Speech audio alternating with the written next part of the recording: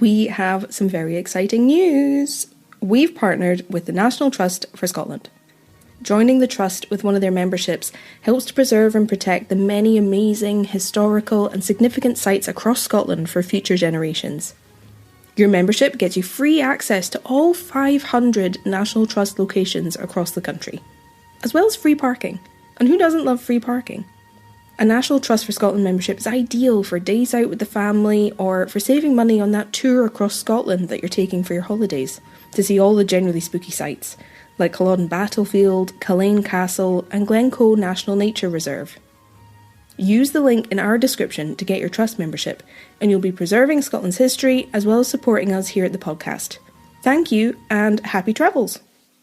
I have a very important question to ask you.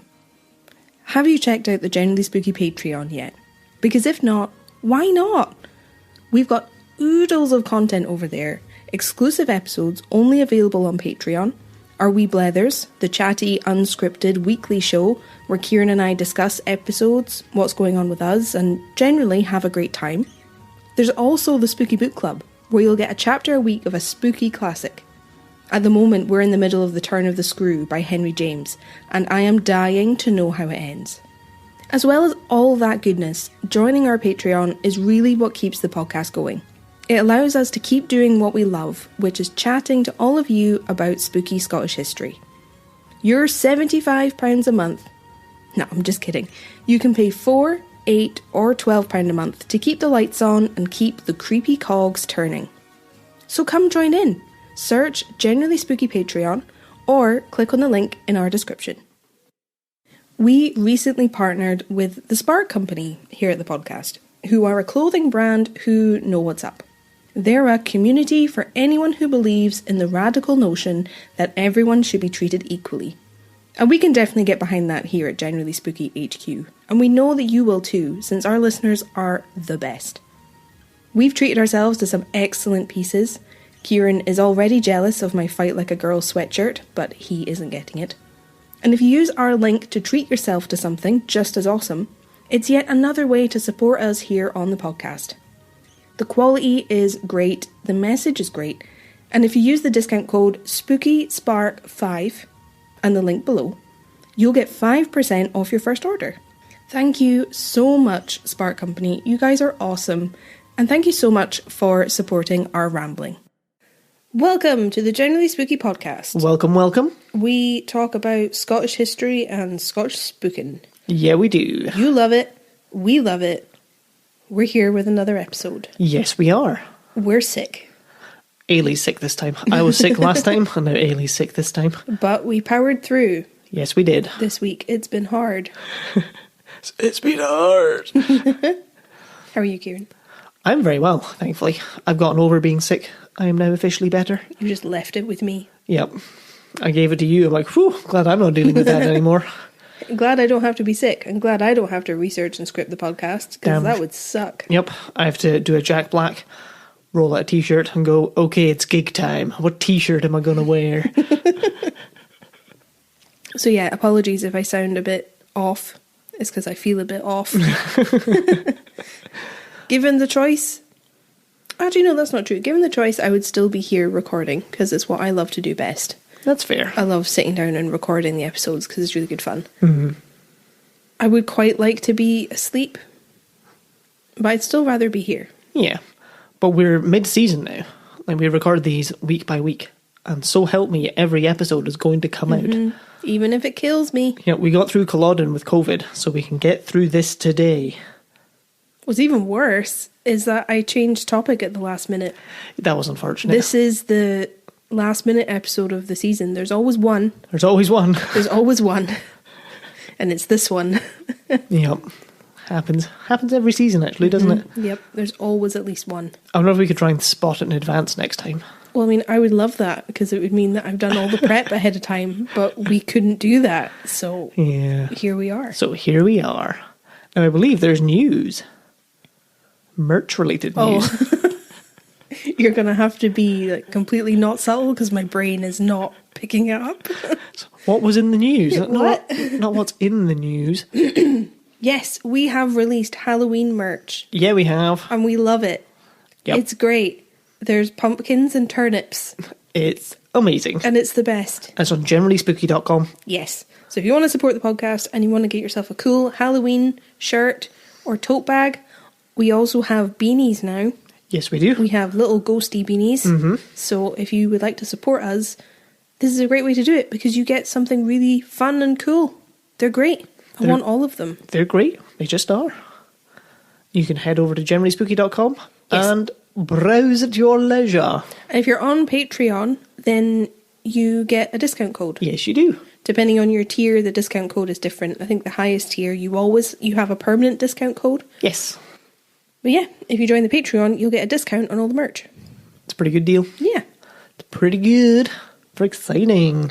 I like when new merch comes out. I know. I want to release new merch just all the time. All the time.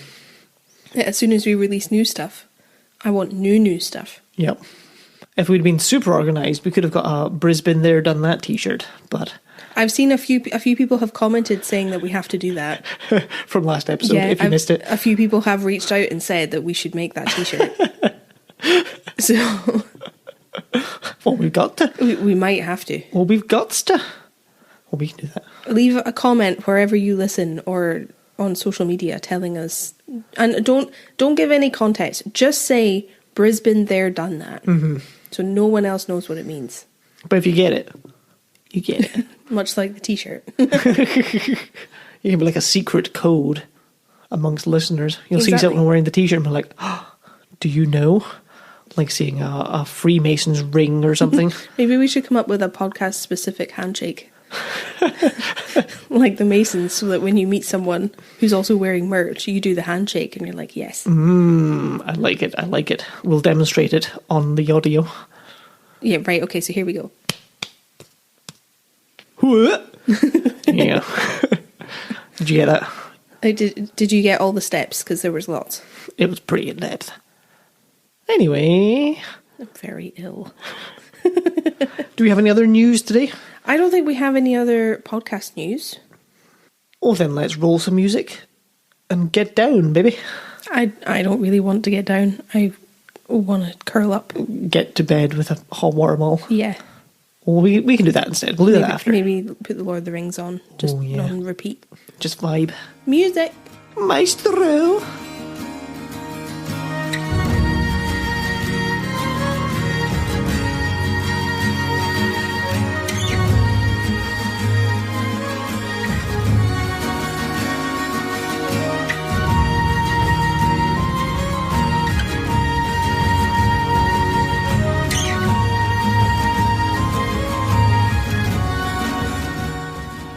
Well, what are we talking about today? Well, like I said, I changed my mind at the last minute. So we have a great mini episode scripted and ready to go. Yep, a nice extra episode for over on Del Patreoni. That's great for when I already have no time. You are the master at finding more work to do. So this week, we are talking about Inveraray Jail. Ooh. I think our first jail. Yeah, I suppose dungeons don't count, do they? Not really, no. Or that rock. Base rock? Base rock that somebody used as a jail. Oh yeah, this is a jail, like a prison jail. An official jail. Mm-hmm. And I really wish that we could have gone to visit, because it seems like the kind of place that you get a lot from visiting it in person.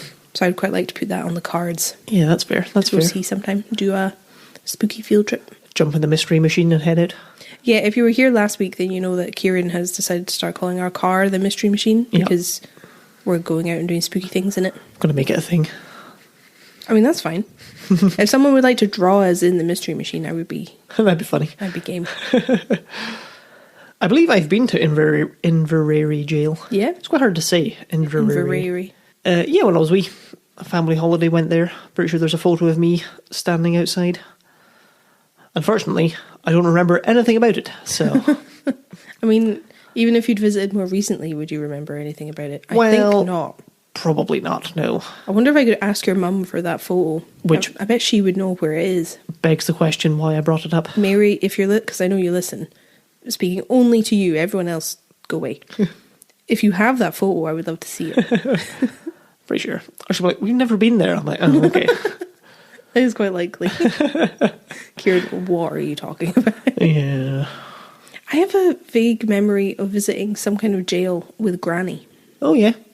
I don't know if it was Inverrary or not, because I don't think I've ever been to Inverrary. You didn't visit your granny in jail? No. She was never caught. Well, I'm excited to hear all about it. Well, what I will say before we get into it is that I had to delve into the prison system and the justice system across history for this episode. Very confusing. Varies a lot from country to country between England and Wales and Scotland. So if I have things wrong, I apologise. I'm also very ill, so I did my best. Well, at most, I'll tell you if your sentences aren't making sense. That would be good. That would be good.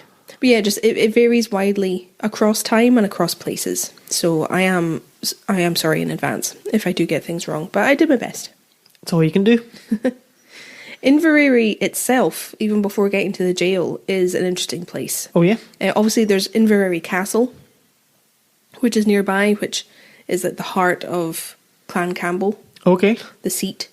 We're not talking about that today, but we could, because it has its own haunted reputation and long history, so that's probably going to be another episode. But Inverrary, the town, is interesting. Did you know, Kieran, having visited Inverrary, being the expert, did you know that in 1744, so not that long ago, the Duke of Argyll, who was the clan chief of Clan Campbell, we've talked about Clan Campbell and Dukes of Argyll before, he decided that he wanted to demolish his castle, Inverrary Castle. A bold. Completely. Wow. It was quite decrepit, I think, at that time. And he wanted to build a new, better one. And he wanted it to have really big, beautiful gardens and to be like far away from everything. Basically, he didn't want the common folk anywhere near it. Yep. So he had the town of Inverrary demolished. The whole town? Yeah. Oh my god. Can you believe that? How? Oh no. Did he rebuild it? Well, at this time, Inverrary, I imagine it's smaller than... Well, actually, no, because Inverrary hasn't really changed that much. But it had a church, a toll booth, which is like a jail, a school, 43 taverns. It reminds me a bit of Ullapool. Yeah, sounds you like can't throw a stone without hitting a pub in Ullapool. Sounds like a small Scottish village. So significant. People were living there. He did it very slowly. The town was demolished over 23 years. Oh, okay. And moved to the site that it's on now. Oh, I assumed he just flattened it in one go. No, he didn't just charge a whole bunch of like horses and cows through it. Yeah. So where's current Inverrary? Down in Argyll, so southwest. That makes sense since he's the Duke of Argyll. Yes. This checks out. It's only obvious when you hear it. I'll even check my map for you. Need a big... I bet we need a globe, but that wouldn't be much use at all, would it? Not really. We could get a nice big map of Scotland in here. That'd be cool. For those of you who are maybe just joining us, we have a new office in our house. We've moved to a bigger room. We're in the middle of decorating it, so it's all a bit hairy at the moment. That's just because of the dog? Yeah, Inverrary is south of Oban. It's between Oban and Glasgow. Got you. If you know Scotland. If you don't, that means nothing. West Coast. But it's southwest. Yes. Getting close to the border, but not on the border. So yeah, everyone had to move. Because he moved the town. Because he owned it. Oh, well, at least he did it gradually, I suppose. People weren't just like, given a bit of paper and then having their house knocked down. Yep, so here's your flag, go and place it where you'd like your new house, and then feel free to build it. I'll still own it, but you can build it. Crazy. Long before that, though, Inverrary had been an important hub for quite a while. And it was important for delivering justice and the law. It was a hub of the court system. And Clan Campbell had been a supporter of the crown for a long time, which is part of the reason that Inverrary had this status and this power. Way back in 1472, so way back, King James III made Inverrary a borough of barony. Okay. Which is something I wasn't familiar with. No. It doesn't really exist anymore. But what that meant was basically Inverrary was a place where criminals could be tried and sentenced. Oh. They could have a court there. Interesting. And it was only certain places you were allowed to do that. And it was usually somewhere that was owned by a landowner who supported the crown. And they could deliver justice. That makes a lot of sense. Sort of still corrupt at the same time. But well, kind of, because you're picking and choosing who has power. Yeah. But that was the whole system, so... Well, yes, it's no worse than any of the rest of the system. I didn't know that. No, I had no idea either. You couldn't just try people anywhere. Yeah. And the crime of treason was separate to the system, so landowners couldn't try criminals for treason because it was a more serious crime. That makes sense. So I think that was the one exception. And being a borough of barony also meant that markets could be held in Inveraray. Ooh. You had to have that status to be allowed to hold a market. That's fun. Which is obviously important because it means lots of money's coming through. People will travel to Inverrary to shop at the market, so people are coming in all the time. To visit one of its 47 taverns. 43. 43. But yes. But they weren't allowed to participate in foreign trade.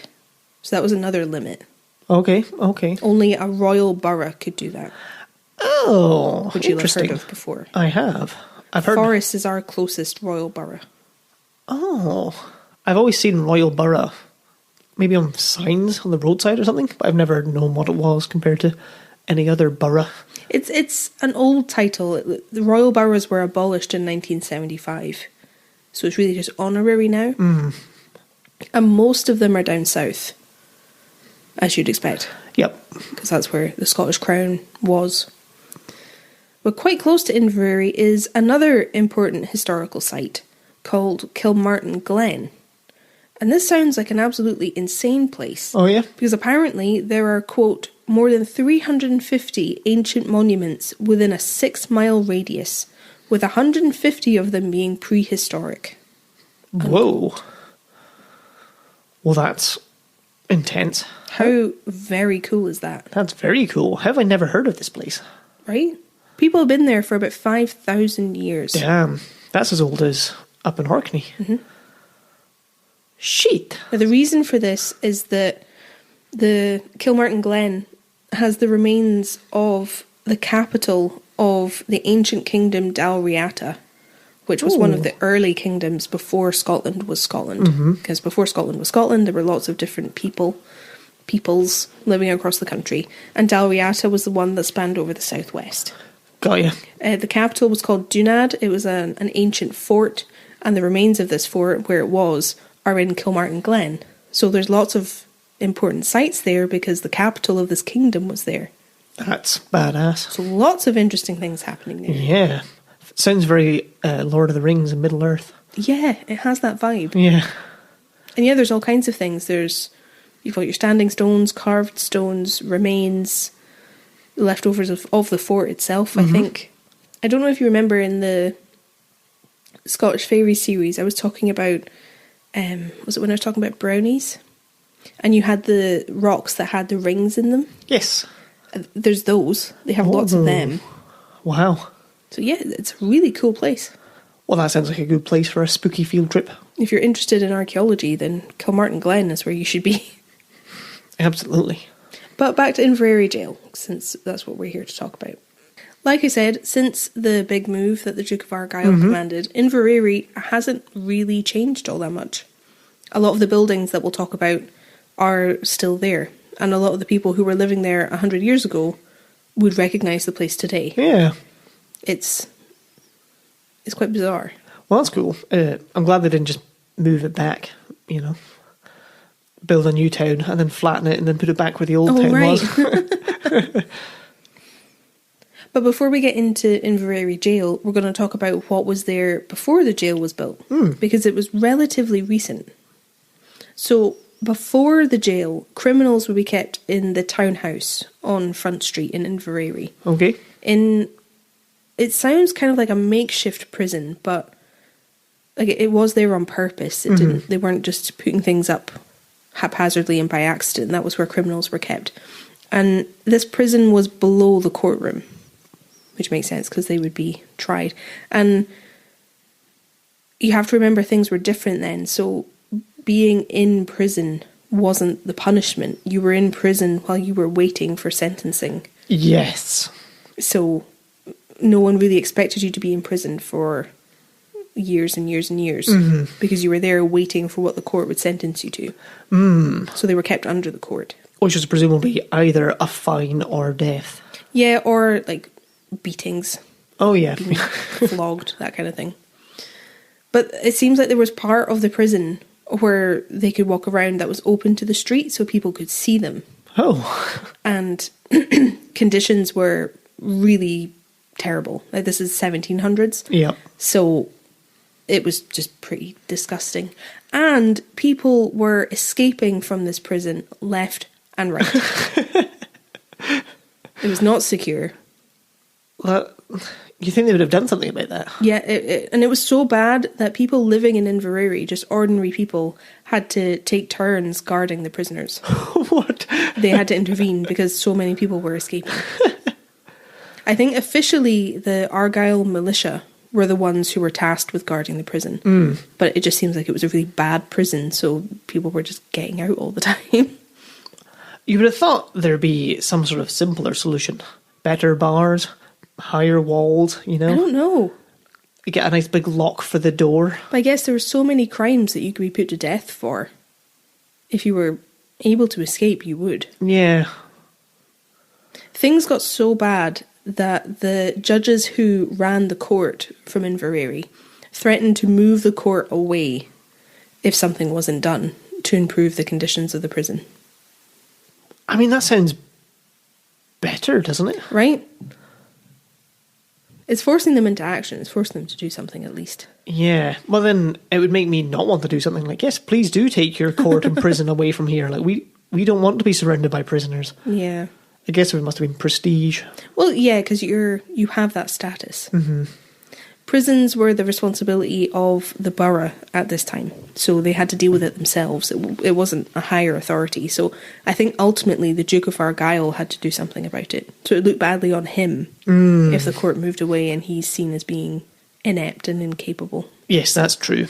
I was thinking when the people had to do something about it, the people didn't really get a shout in, did they? They didn't get a chance to offer an opinion. No, they wouldn't be asked. No, only the rich people who aren't actually dealing with the problem but get the prestige of having it. Yeah. So that makes a lot more sense. Because, like, remember, for him, he's delivering the king's justice. Mm-hmm. So he would want that. In 1807... Okay. So we're fairly recent again this week. 1807, an architect called Robert Reid made plans for a new courthouse and a new prison in Inverrary. And Reid was a pretty big deal. He designed and had built quite a large portion of what is now Edinburgh's New Town. Oh, that's pretty cool. Lots of buildings there he designed. Do you think he put his plans down and went, read him and weep? And then just, like, mic dropped and went out? I mean, it's 1807. I don't know if they had microphones. And then he just... dropped a big stick. Dropped a poor person and walked out. So yeah, he was a big deal. And his design was very different from the prison that had been there before. Because he had designed a prison that separated men, women, and weirdly, debtors. Oh. That's an odd third category. I assumed you were going to say children. No. No. I'll get into the debtors thing in a bit. But although to us, thinking of a prison system where men and women are separate makes complete sense and you kind of take it for granted, this wasn't done at the time. Interesting. Everyone was all kept together. And they weren't separated by crime either, by severity of crime. So nowadays we're quite familiar with the concept of a high security prison. Yes. A prison where you keep more serious offenders. This wasn't a thing. Everyone was kept together. Men, women, regardless of crime. Children, men, women and children. Children were kept in prisons. Oh no. At this time. In a no security prison by the sounds of it. Yes, the one that had been there before. So Reid had some good ideas in 1807, but his plans weren't carried out because they were too expensive. Ah, yes. Always with the cost cutting. Yep. I'm just imagining this old prison being like, okay, I've drawn a line, you can't cross it. You're in prison. Like a game of tag on the playground or something. I could just walk over though. No, you have to be good. You're in prison. Stay. How do people keep escaping? I just don't know. Reed's plans were eventually taken over and adapted by a different architect, a man called James Gillespie Graham. And he took on the project and simplified the plans, basically to try and save money. He laid out plans for an Inveraray Jail that had an 8-cell jail block. Sounds good. So it's better than what was there before, but very simple. And according to these plans, it would follow the pre-existing system where everyone is grouped together. Graham was another important Scottish architect. If you're interested in architecture, he designed St Andrew's Cathedral in Glasgow. That's pretty badass. And he's actually buried in the Covenanters prison. Oh, yeah? With his family in Greyfriars Kirkyard in Edinburgh. Oh. And we have a whole episode on Greyfriars Kirkyard and the Mackenzie poltergeist if you're interested. That's where he's buried. Well, there you go. Which I thought you'd want to know. Absolutely. Graham's plans were accepted and work began on the new Inverrary courthouse and prison in 1816 and eventually finished 4 years later in 1820. That's not so bad. Yeah, for I suppose it's not a government project at this time. Maybe that's why it was fast. Quite possibly. Now, I know you said that you had visited Inverrary Jail. I don't know if you remember much about where it is. No, not really. They picked a pretty intimidating spot for it because it's right on the edge of Loch Fyne. So it's like on the water. It sticks out a little bit into the water. That's a pretty good idea. I like that. Which makes for a much more difficult escape rather than right onto Front Street. Yeah. Where it was before. So it does look, it casts an intimidating silhouette being on the water where it is. And like I said, they didn't take on Reed's ideas of separating men and women. So everyone who was imprisoned were all lumped together in these 8 cells. It's not as many as I would have thought. No. And they're not big. Yeah. They're not big. But then they're not staying there long term, are they? From this point, sometimes. Oh, okay. Earlier, no.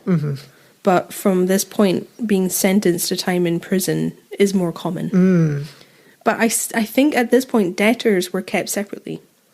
Because from what I read, they were kept on the floor above the courthouse. Because the courthouse is part of this building too, remember? Yeah. Now, I think they were kept separate because, in theory, anybody could be in debt. Yeah, I'm assuming they got better conditions because they weren't criminals. Well, I think they were still treated as criminals, but you could be high class and be a debtor. Yeah. So you can't have them with the riffraff. Yes, that makes sense. That's what I'm thinking. But I don't know. I don't really know the rationale for that one. No, that's weird. It's a strange one. Now, believe it or not, the governor of the prison, so the governor would be the person in charge, the governor and his family all lived on the ground floor underneath the courthouse. Damn. They lived on site, which I think is quite common for prisons, but I still find it surprising. I think it is, yeah. It's quite creepy. It is quite weird. Oh, who are all your neighbours? Oh, my neighbours are all the prisoners I sentenced. Oh, no. He wouldn't be sentencing them. He's the governor of the prison. Of course, yeah. He's just in charge of them. So he gets them once they've been sentenced or once they've been taken in and awaiting trial. Yes. He's not the judge. Yep, I'm with you. Got me? The prison was not pleasant. Well, that's not surprising, is it? As you would expect. The conditions were pretty shocking. The prison was filthy. Everyone was cramped in together. It was damp. Not nice. It's just a breeding ground for disease, basically. Yeah. Prisoners often became ill, and they weren't safe places to be because all of the prisoners are being kept together. So you could have been locked up for theft, and you're in a cell with someone who's a murderer. Yeah, that's not great, is it? Which is why I think the system has changed, where you're not abiding by that system. Yep. And another problem was corrupt prison staff. So you weren't safe from the prisoners and you weren't safe from the warders. Oh no. Or the guards. You just don't want to go to prison. And this is generally as well. This isn't just in Inverrary. This was a problem everywhere at this time. A generally problem. Yeah. So you did not want to be in prison in the 1800s. That makes sense. Let me tell you. Well, I'll try to stay out of trouble. You better. Keep my time travelling nose clean. Shh. Now, to give you an idea of how different things were, and I'm saying that knowing that the current prison system is not perfect. No. I'm not comparing the two and saying at the moment we, as a society, are the pinnacle of fairness and justice. But it was very different back in the early 1800s. It wasn't until 1823 that an act was passed in England and Wales, because the laws are different between Scotland and England and Wales. In 1823, an act was passed that said prisons should be trying to reform their prisoners. Oh, yes. This was a new idea. This hadn't been done.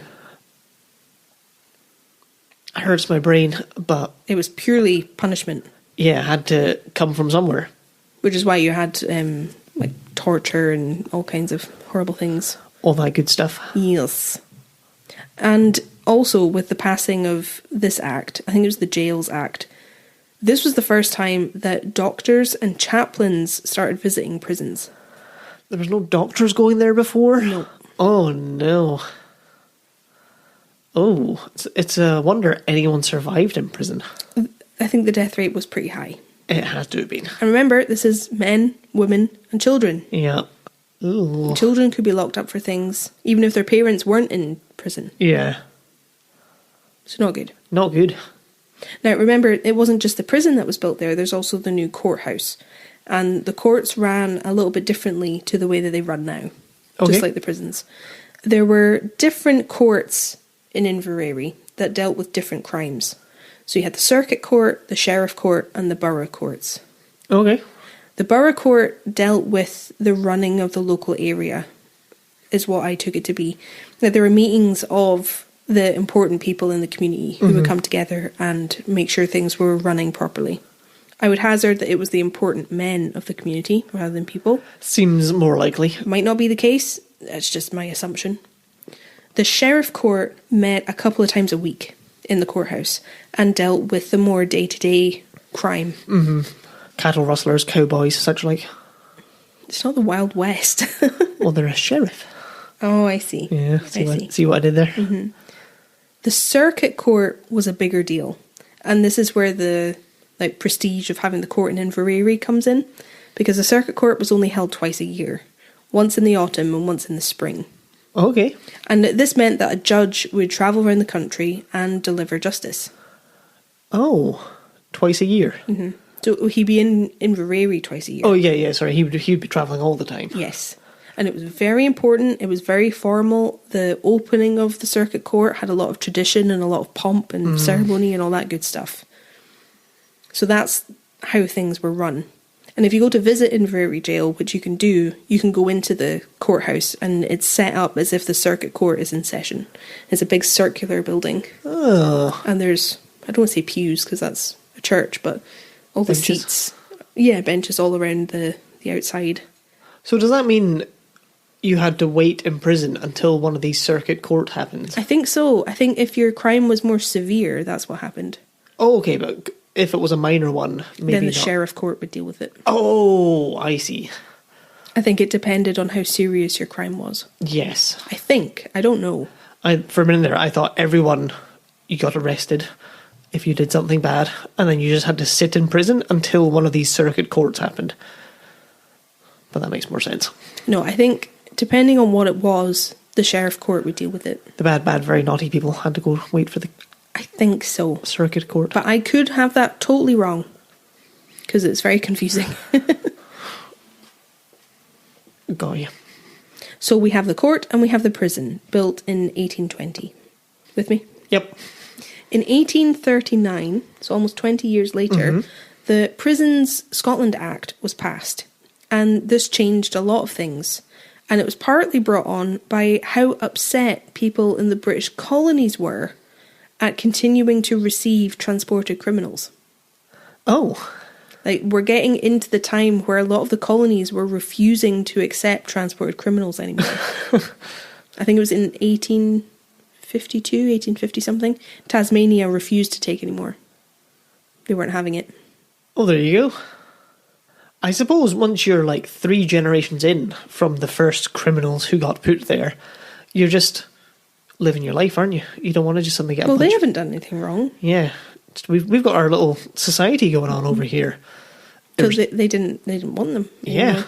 So something had to be done because people weren't being shipped abroad anymore. You couldn't just dump your problems abroad. Mm-hmm. They had to improve the prison system as a way of dealing with criminals. That makes good sense. And I'm saying that loosely because a lot of the time people were transported for things like theft.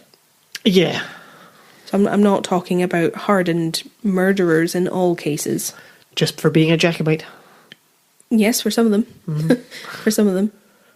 It was from this point in 1839 that male and female prisoners were supposed to be kept separate. Okay. This is another thing that this act introduced. And the idea of keeping prisoners on their own became a thing. So rather than having everyone crowded in one cell, you have a cell to yourself. The idea being that you have time alone, completely solitary, and you think about what you did, and it's part of you reforming yourself. Yep, okay. Make sense? Not just to order the pure chaos.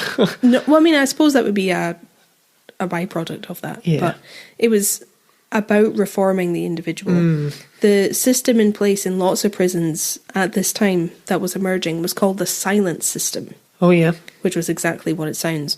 Prisoners were forced to be completely silent. They couldn't speak to one another. And as they went about their day-to-day life, which we'll get into in a minute, they weren't allowed to speak to anyone. And I think in some cases they weren't even allowed to see anyone. They were kept completely alone as part of their reformation. Yeah.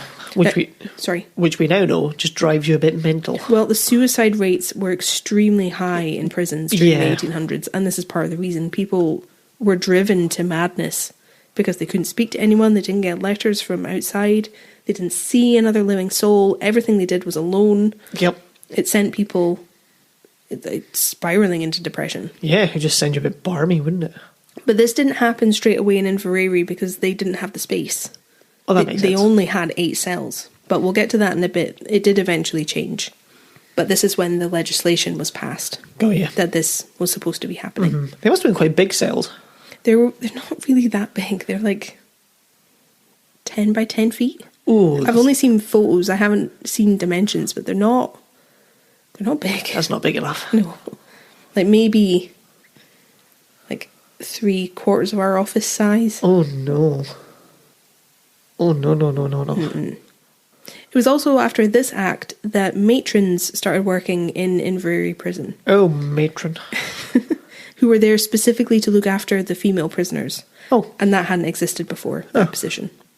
By look after, I assume they mean like keep in order and keep on top of and stuff. That, but I think part of the rehabilitation process as well, trying to look after their souls and turn them into better people. I think that was the idea.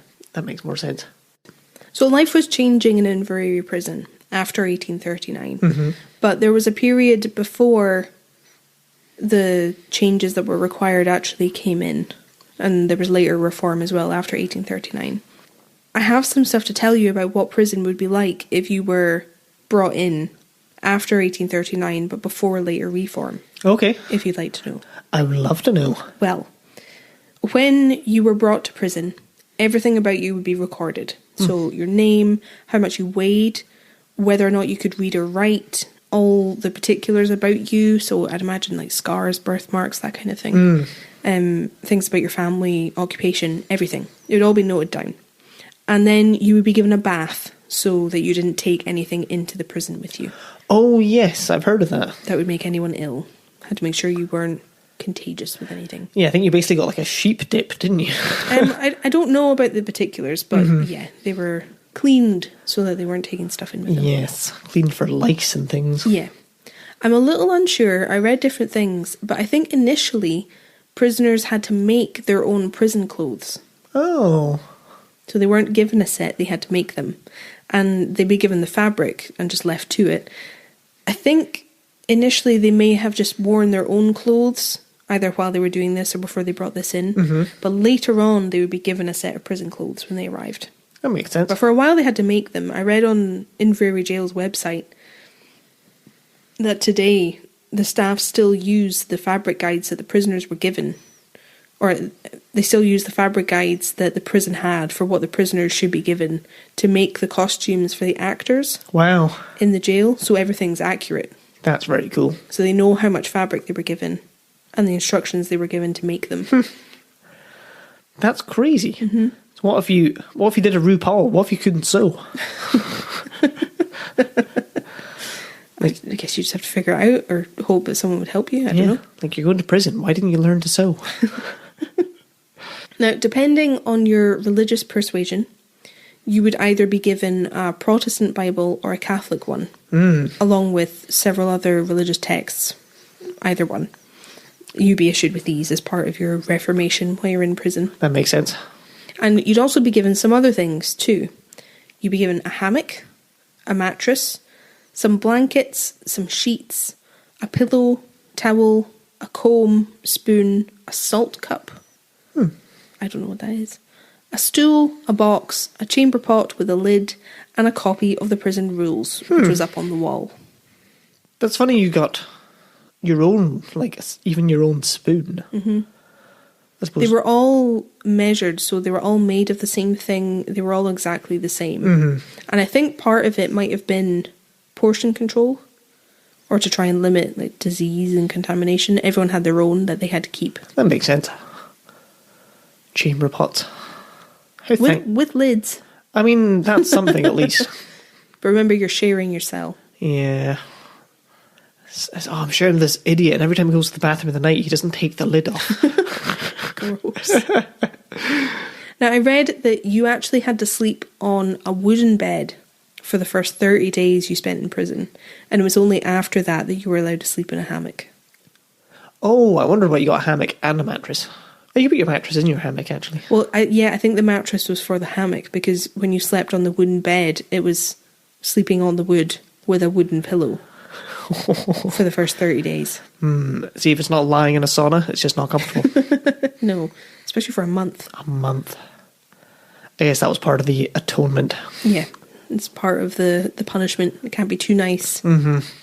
And your life was your cell. You slept in there, you ate in there, you got exercise once a day once the airing yards were built, but that wasn't until 1843. Oh, that's a long time. So it's likely that you were cramped in there with lots of other people. Yes. Men and women. So you didn't have your own space, and you're expected to stay in there all the time. Really just want some time by yourself. I have to edit out these very long pauses. Now, I know that in Pentonville Prison, which is down in London, when prisoners were let into the exercise yards that they had there, hoods were placed over their head. Oh. So that they couldn't see another person. So this is when the silent system was introduced. Yes. Inverrary didn't have that for a little while.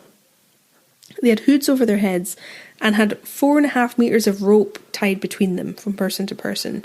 Oh my God. So that you couldn't get close enough to speak to anyone else. Oh. While you were out in the exercise yard. That's torturous. Like that's messed up. I don't think this was done at Inverrary. I'm not trying to say that it was. No, but this is sort of what was happening at the time. As a practice, that is mental. Complete solitude. That's the word. Yeah. Fuck. I just thought that was mental when I saw it, so I wanted to tell you. That is mental. Oh my God. Right? Yeah. Now, if you were deemed physically able upon your entry to the prison, then you would be working during your time there. You wouldn't just be left to your own devices. And you weren't tasked with pleasant jobs, let me tell you. You, Kieran, as a man, would likely have had to make herring nets. Oh, yeah. Because during the 1800s, Inverrary was a major herring port, a lot like Ullapool. Yep. All up and down the west coast, I think. Yeah. So prisoners would make herring nets that would be sold to the local fishermen. So they're doing something useful. That's all right. So you would be making herring nets, or you would be picking oakum. Have you heard of that before? I've not, no. Oakum is basically what you get when you pick apart bits of old rope. Oh, yes. Familiar with it now? Now, you'd use it for, quote, caulking or sealing the seams of wooden ships, unquote, which you do after mixing this oakum with tar or grease. Okay. So you would use it as a sealing mixture. Yep. Or you would use oakum to stuff mattresses with. Oh.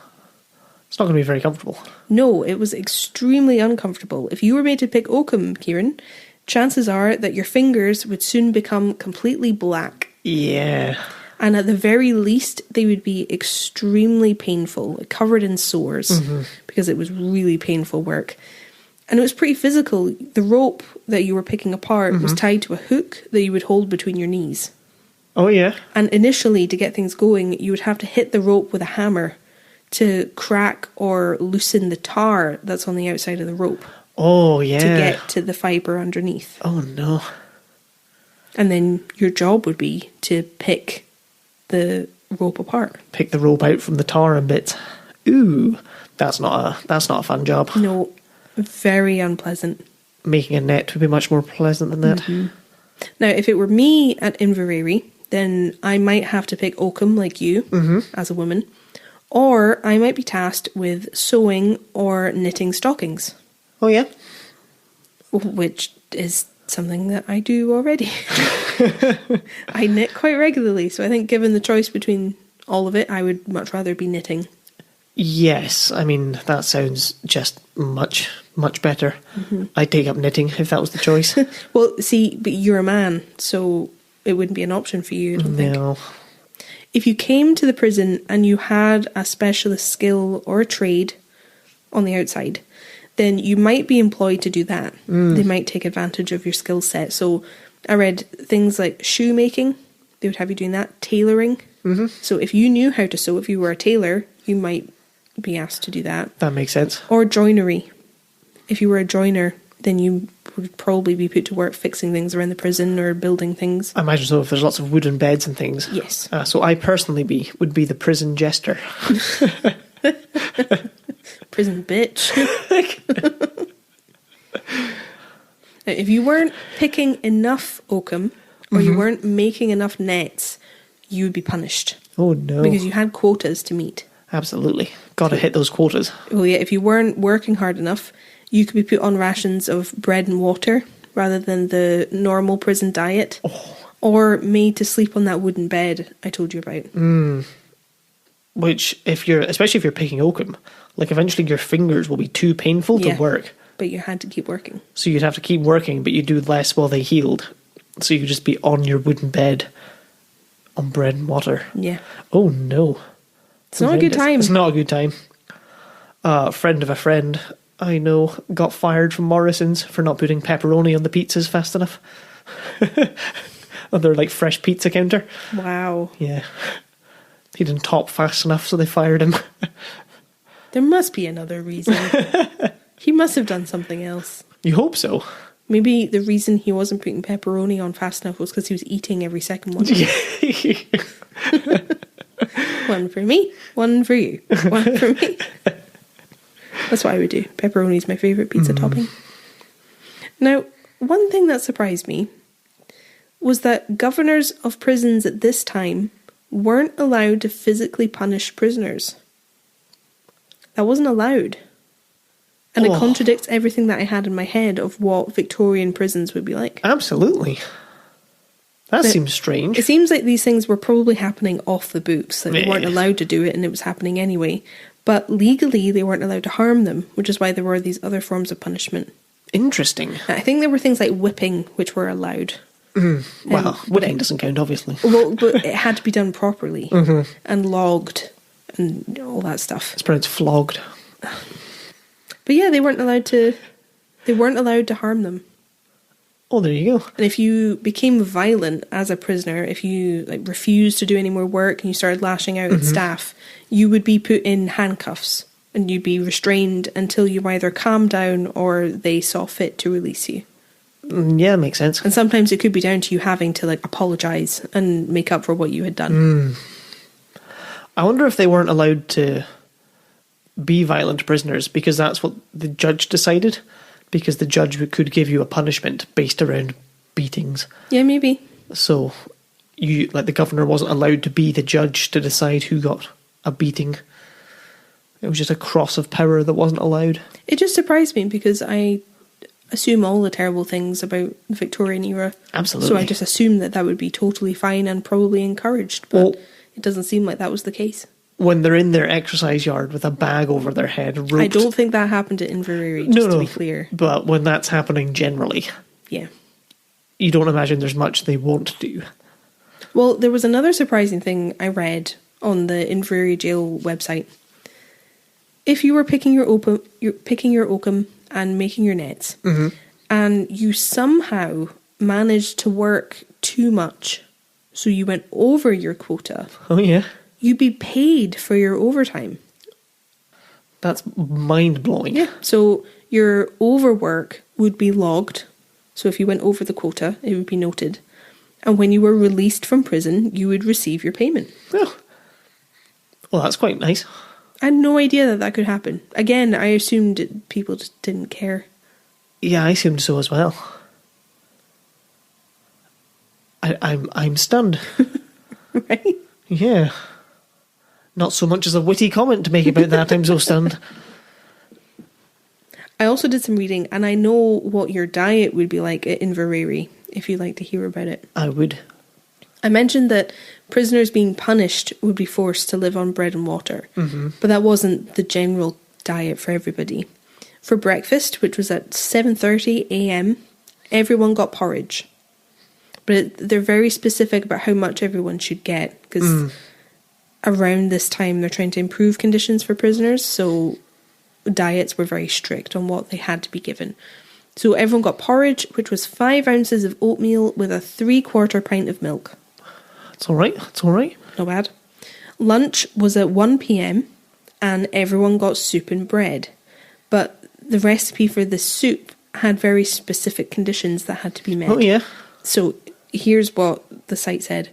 Each pint of soup had to contain an ounce of marrow bones or ox head, 1.5 ounces of barley, a 1/2 ounce of green peas, 1.5 ounces of leeks, carrots, turnips, and other similar vegetables, and a 1/4 ounce of onion. That sounds quite nice. Now, I imagine they had to do this to ensure prisoners' health. Yeah. Because there's a lot of good stuff in there. And it doesn't say anything about like quality meat or anything. But No. there have to be vegetables in there. Yep, I mean, that's quite hearty. And in the evening at 6 p.m, everyone got porridge again, which was 5 ounces of oatmeal, but with a 1/2 pint of milk. Ooh. Well, that's not very much for a full day's No. food. Ooh. But how much you got varied depending on whether you were a man or a woman and how much you weighed. I was just wondering about that. And whether or not you were working while you were in prison. Ah, Because very remember, nice. it's only if you were physically able that you were required to work. Yep. So if you were a woman who wasn't able to work, if you were deemed unfit, you would get 1.5 pints of soup and 6 ounces of bread for lunch. But if you were a man who was working in the prison, you would get 2 pints of soup and 12 ounces of bread. So you would be given more because you were working. Yep. And because you were a man. Very sensible. Now, if a male prisoner weighed more than 12 stone, or a female prisoner weighed more than 11, they would get an extra ounce of cheese and 4 ounces of bread daily. Ho ho! That's me sorted. So raking in the cheese. Swimming in bread. So that's what you'd be eating during do. your time at Inverrary. Oh, there you go. I had one day in my first year of university where I ate nothing but porridge all day. It was a bad day. Not a good day. It was not a good call. Just didn't have anything else. I was like, oh yeah, porridge, I'll be sick. Not for every meal. It's not enough. Not enough for a hungry Kieran. Yeah, I still don't really know why you did that. Don't know. Seemed like a good idea at the time. Always does. Now, what I haven't told you about yet is the hard labour that prisoners were put through during their time at Inverrary and at other prisons across the country. What do you think of when I say hard labour? Breaking rocks. Okay, yeah. Mainly, yeah. Get your big hammer, pickaxe, breaking rocks. More of an American hard labour thing from movies and such. But then there was also the workhouses, possibly around that time, where there was like a big stepping wheel and you had to just like stand in place turning this giant wheel for no reason. Well, that's exactly what we're about to talk about. Ah! The concept of hard labour was thought of as a way to deter criminals from crime. Because hard labour was purposefully useless and pointless. It was useless labour, but you had to do it. hard labour didn't achieve anything, but it was utterly exhausting. It's so stupid. It's just such a waste. Yeah, but that's the point. I get that's the point, but it hurts my brain. Mm-hmm. I would sooner be working. Yeah. But that's the point. That is isn't it? exactly the point. Now, there was a crank machine in use at Inverrary, and it doesn't seem like it was used very much. I think it was more common for people to be put to work, from what I've seen. It's just more useful, isn't it? Oh, yeah, because they could profit, because they were selling the fishing nets and things like that. That's what gets me about it. The people who are making them do the hard labour, I mean, at least connect this big wheel to like a stirring machine or something, or like your laundry. But I guess if it's a really bad crime, you would want them to be punished. Yeah. So, I'll explain to you how the crank machine works.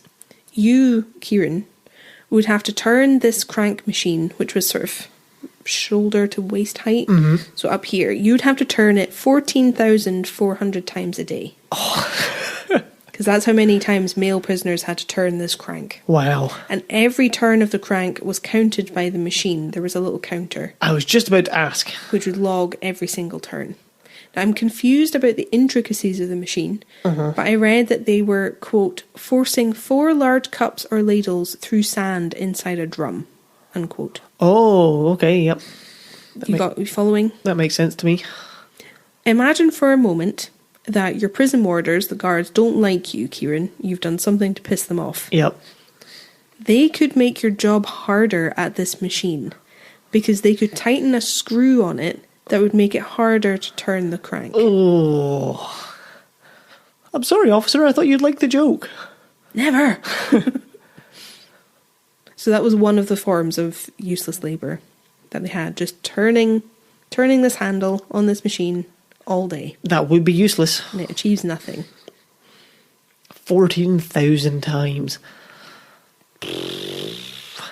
Now, there were other useless labour machines around at this time. I don't think they were at Inverrary. I think the crank machine might have been all they had. But I'm going to tell you about them anyway, because it's interesting. Now, the one that you were telling me about is one of the machines that was in use at this time. And what I find funny, it's not really funny, but what I find funny is that it was called the treadmill. And it's a useless labour machine, and it just makes me smile. But it was also called the tread wheel. Yep. And I read it described as like the elongated wheel of a paddle steamer with 24 steps instead of paddles. And like you were saying, you described it quite well, prisoners had to hold on to a strap and they had to step between compartments on this wheel, which made the wheel turn. Yeah. And if they didn't keep stepping between them, they would fall off the wheel and they would hurt themselves. So they had to keep climbing up this wheel. Oh, it's just brutal, isn't it? But the turning didn't achieve anything. It was completely unproductive. But you had to keep climbing, and you're going upstairs all the time because you're stepping between compartments. Yeah, it's like you're climbing an endless set of stairs. Yeah, pretty much. Because they're in, I think it might have been poor houses, not workhouses. I can't remember. They just had to busy all these people. But they just busied them doing that. I have a picture in my head I must have seen in a documentary. I think they were using them in workhouses. I'm not sure. Because I know people in workhouses were put to work. Yeah, and I feel this was the kind of work they did. I'm like, surely you could find something productive for them to do. I think people in workhouses were doing productive tasks, but they were punishing. I'm not sure. I would need to look into it more, because the prisons and workhouses are different. They are. Because you would choose as a last resort to go into a workhouse if you had no money and no home. Because you'd be in there for like 12 to 14 hours a day on one of these things, just stepping away. And there's a picture in my head from a documentary or something of like 10 men all in a row on one of these, just stepping away. Well, certainly it was in use in prisons. Yeah. The other form of useless labour was the shot drill. And I think this was used in England exclusively. I don't think this was in Scotland. But prisoners had to bend down and pick up a cannonball. Ooh. It's worse than that, because they weren't allowed to bend their knees. Oh, no. Think about that. Wow. Just doing deadlifts with a cannonball all day. They had to pick it up to their chest height, take 3 steps to the right, and then put the cannonball down the same way they picked it up. So they weren't allowed to bend their knees. Oh. And they did this over and over and over again, achieving nothing, just moving cannonballs from one place to the other. Oh my god. And this reminds me quite a lot of the legend of Sisyphus. I've been thinking about Sisyphus. Who's pushing the rock up the hill. Absolutely. Oh no. Crazy though. It is, isn't it? Absolutely mental. I mean, if you were doing any of these tasks, you become really hench if you didn't injure yourself. Mm-hmm. But they're not getting a lot of food, remember? Yeah, that'd be the downside. If you were getting that sweet 4 ounces of cheese. Oh no, it's 1 ounce of cheese. Yeah, extra 4 ounces of bread. You're not really going to get swole, are you? No, not really. Which makes it more impressive that you can be in prison today and like get a degree if you choose to. Yeah. That you can get an education. I know there are lots of problems with the prison system. I'm not saying there aren't. Just, it's a big change. Absolutely. Now, believe it or not, with all of this going on, the number of staff that it took to run Inveraray Jail was pretty minimal. Oh, yeah? It was really only a handful of people. There would be the governor, who I've mentioned, his wife, who was usually employed as the matron, who looked after the female prisoners. And then there were some kitchen staff who cooked all of the food on site, and prison warders, who were the guards of the time. That makes sense. So there really weren't that many. No. It wasn't a big operation. And the first governors of Inverrary Jail were picked out of the Argyll militia, which I told you about. They had been the ones who guarded the old prison. And the governor wasn't a ceremonial position. He had to be ready to get his hands dirty and get involved in the running of the jail. Ah, that makes sense. So he could be involved with restraining prisoners who were out of control. He was responsible for their welfare, their security, and general running of the prison. I imagined someone who'd end up as a governor would be like a retired military officer. Kind of, someone like that would be well suited. Now, I read that if anyone escaped the prison, which we'll talk about later, it all fell on his head. So he was responsible if someone escaped. And he was personally responsible. So it wasn't just like the jail he was responsible. It was his fault specifically. Yeah, and if a debtor who was kept in the prison refused to pay their debts, the governor was liable for their debt. What? And he was liable for their debt if they escaped. Ooh, that's not good. He could even be held responsible for their debt if there wasn't space in the prison to keep them. Oh, that's mental. So he was responsible for a lot. And I say he because all of the governors of Inveraray Jail were men. Naturally. I mean, it must have been fairly prestigious or very well paying. I think the salary increased a lot over their tenure. There were 3 governors of Inveraray Jail. But tough. Very tough. I wouldn't want that. No, not at all. Were you going to say something? Just, I can't imagine having to pay their debt, because a debtor could owe quite a lot of money. And what if they just couldn't pay it? You have to pay this debt. Oh, I don't have any money.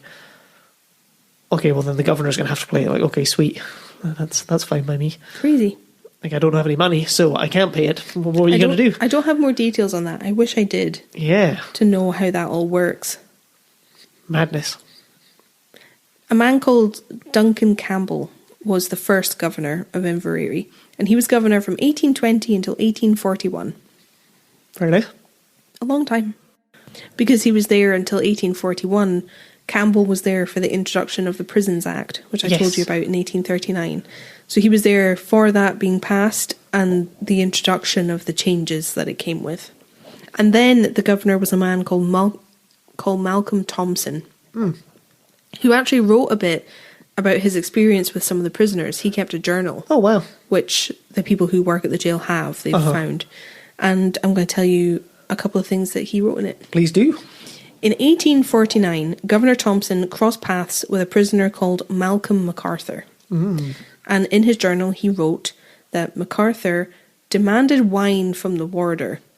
On being told that he could not get wine, but if he wished for water, he might come out and take it, the prisoner struck the warder with a clenched fist on the right side of his mouth, which cut and bled him, and immediately seized on the warder, apparently in a fit of madness. That's a much less just friendly anecdote than I hoped for. Yeah, he wanted some wine and he didn't get any, so he punched him out. What the fuck? It's a bit extreme. Isn't it mental? Yeah. So yeah, that happened. And then 2 weeks after this, Malcolm attacked another warder. So he was violent once again. And it seems like after this, everyone realised that there was more happening with Malcolm than just being grumpy or upset. Yeah. That he had some kind of mental health issue. After his second attack, he started complaining of ill health, the prisoner Malcolm. He said he was feeling really unwell, really sick, and he believed that he was being poisoned by the staff at the prison. Oh, wow. He was adamant that they were poisoning his food and they were trying to kill him, and he wouldn't hear anything else. So eventually, Malcolm was moved to a lunatic asylum. Wow. In Musselburgh. And he wasn't kept at Inverrary anymore. He was deemed insane. I imagine the lunatic asylums were a whole other level of horrendous. Oh, just horrors. Yeah. Horrific. Absolutely horrific. Yep. Governor Thompson also came into contact with a pretty infamous prisoner at Inveraray Jail called Archie McClellan. And I don't have a lot of information about him, but he was in prison for murder. Oh. A very serious offence. And he was considered to be insane. Oh, no. So he was not pleasant to be around, did not get on well. And I think one of the cells that's still at the prison is referred to as Mad Archie's cell, because that's where he was kept, and he was not a pleasant person. Ooh. Not if you're an insane murderer. No. Oh. The governor also wrote about a prisoner called Hugh McInnes in 1851, and they got in an argument initially because Hugh was sent to the smaller of the two airing yards to exercise, which he wasn't happy about. He wanted to be sent to the bigger one so he had more space. So he wasn't happy about that. And then he complained about his food rations and his portion. He wasn't getting enough, so they got into an argument about that. And then he wanted to send a letter to someone outside of the prison, and they got into an argument about that. Oh my God. So Thompson wrote, I then told him I would punish him for his insolence and conduct when he got very abusive. Fair. This morning, when his corn and bread was at his cell door, he threw his enamel can along the lobby, squared with his hands and threatened all violence, and would not return to his cell. I then sent for Archibald Mackay, sheriff officer, and it was with force that he, the warder, and myself put handcuffs on him. He then commenced singing and roaring for some hours. Whoa, that's mental. So there's another position I didn't talk about, the sheriff officer, just an additional member of staff. It's funny he used the phrase squared with his fists. Squared up to him. Square go. Yep. That's mad. I wonder if he ever had any, like, really friendly prisoners. I mean, people were locked up for things that... I mean, we're going to get into it in a bit. I have a couple of examples, but people were locked up for things that were pretty minor. Yeah. So I'd imagine you had some people who were just unlucky and like down, like they didn't have an option. Or even just criminals who were really affable. Like, yeah, I believe that happens. They didn't necessarily have... they didn't necessarily commit violent crimes, but they were still criminals, but they were just really friendly, so you're always just like, why is that guy in here? Like, oh, he's a jewel thief. I'm like, oh. But he's so nice, though. Like, yeah, he is. Where's your watch? Oh, for fuck's sake. I think that Malcolm Thompson was governor until 1880. For like 40 years. Quite a long time, Damn. yeah. It's like, I think there might have been a gap where they didn't... I think I read he was governor for 32 years.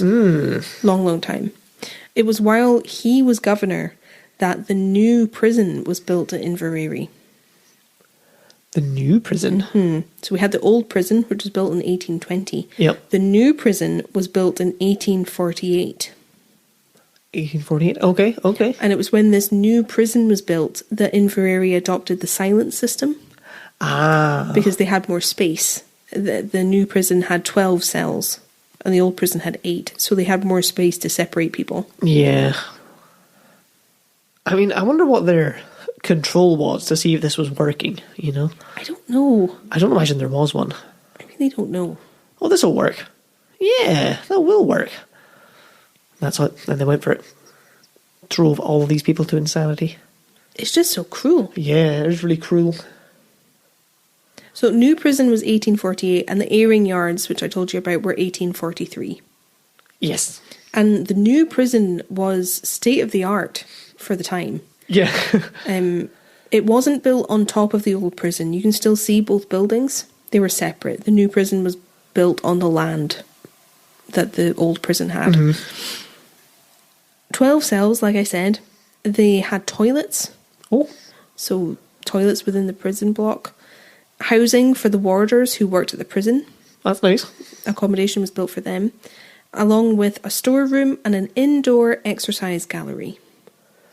Sounds pretty good. Sounds pretty good. But what made it even more modern and more cushy, as some people believed, was that the prison was heated and lit with gas.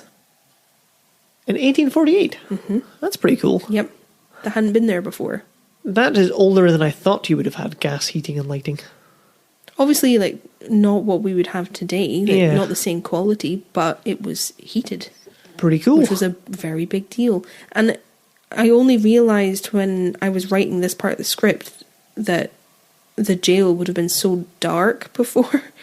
Be really creepy. Oh, yeah. Before you had gas lights. Uh-huh. So imagine just how dark it would have been, and you're sharing cells with people. Yeah, because presumably you didn't get candles. That, or they would have been minimal, like outside the cells. Yeah. 'Cause you might hurt someone. Oh, no. Right? It's an awful image. Really bad. And Especially I've never considered it before. like in winter when there's not much daylight. It's so cold. Yeah. They're really damp, dark. And children were held at Inveraray Jail. Oh, no. Remember? How bad is that? That's really bad. So, speaking of children and the modern amenities of the prison, you might be thinking that Inverrary Jail is exactly where kids would want to spend their time and have fun. That's not exactly what I was thinking, but, you know, go on. Well, officials thought this at the time. They thought that prison really wasn't a deterrent for young children. And I should explain that for some of these kids who were in the prison system and ended up in Inverrary, prison was better than what they had on the outside. Oh, that's a shame. And this is still true for some people. This still happens. It does, doesn't it? Because in prison, even Inverrary at this time, they would definitely be fed every day. They would be warm because the prison is now heated. Yep. And unfortunately, this is still an issue, especially in the wintertime. Summer in the Hamptons, winter in prison. But for some people, it's better because you definitely get fed every day and you have a bed to sleep in. Yeah, it does make sense. So in 1852, the rules changed. And instead of young boys being sent to prison for things, they would be whipped instead. Oh.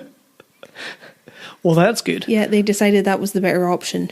So instead of them getting to go to prison, which they thought is where they wanted to be, they would be whipped instead. And apparently the whippings not exceeding 12 lashes for each boy under 14 years of age. Oh. And 36 lashes for those over 14 were supervised by the surgeon. That's a lot. That's a lot. Under 14. 12. Do you know how painful that would be? Thankfully, no. I have no idea how painful that would be. Child? A lot. And this was for boys. I think the rules were different for girls. And I don't know what the alternatives were for girls, but the fact that it says boys specifically makes me think that it was only to boys. Yes. Yeesh. So, you know, that's cool. That's totally fine. Whipping children. Chill. That's totally chill. If you go to visit Inverrary Jail, they have a whipping table on display. Oh, yeah?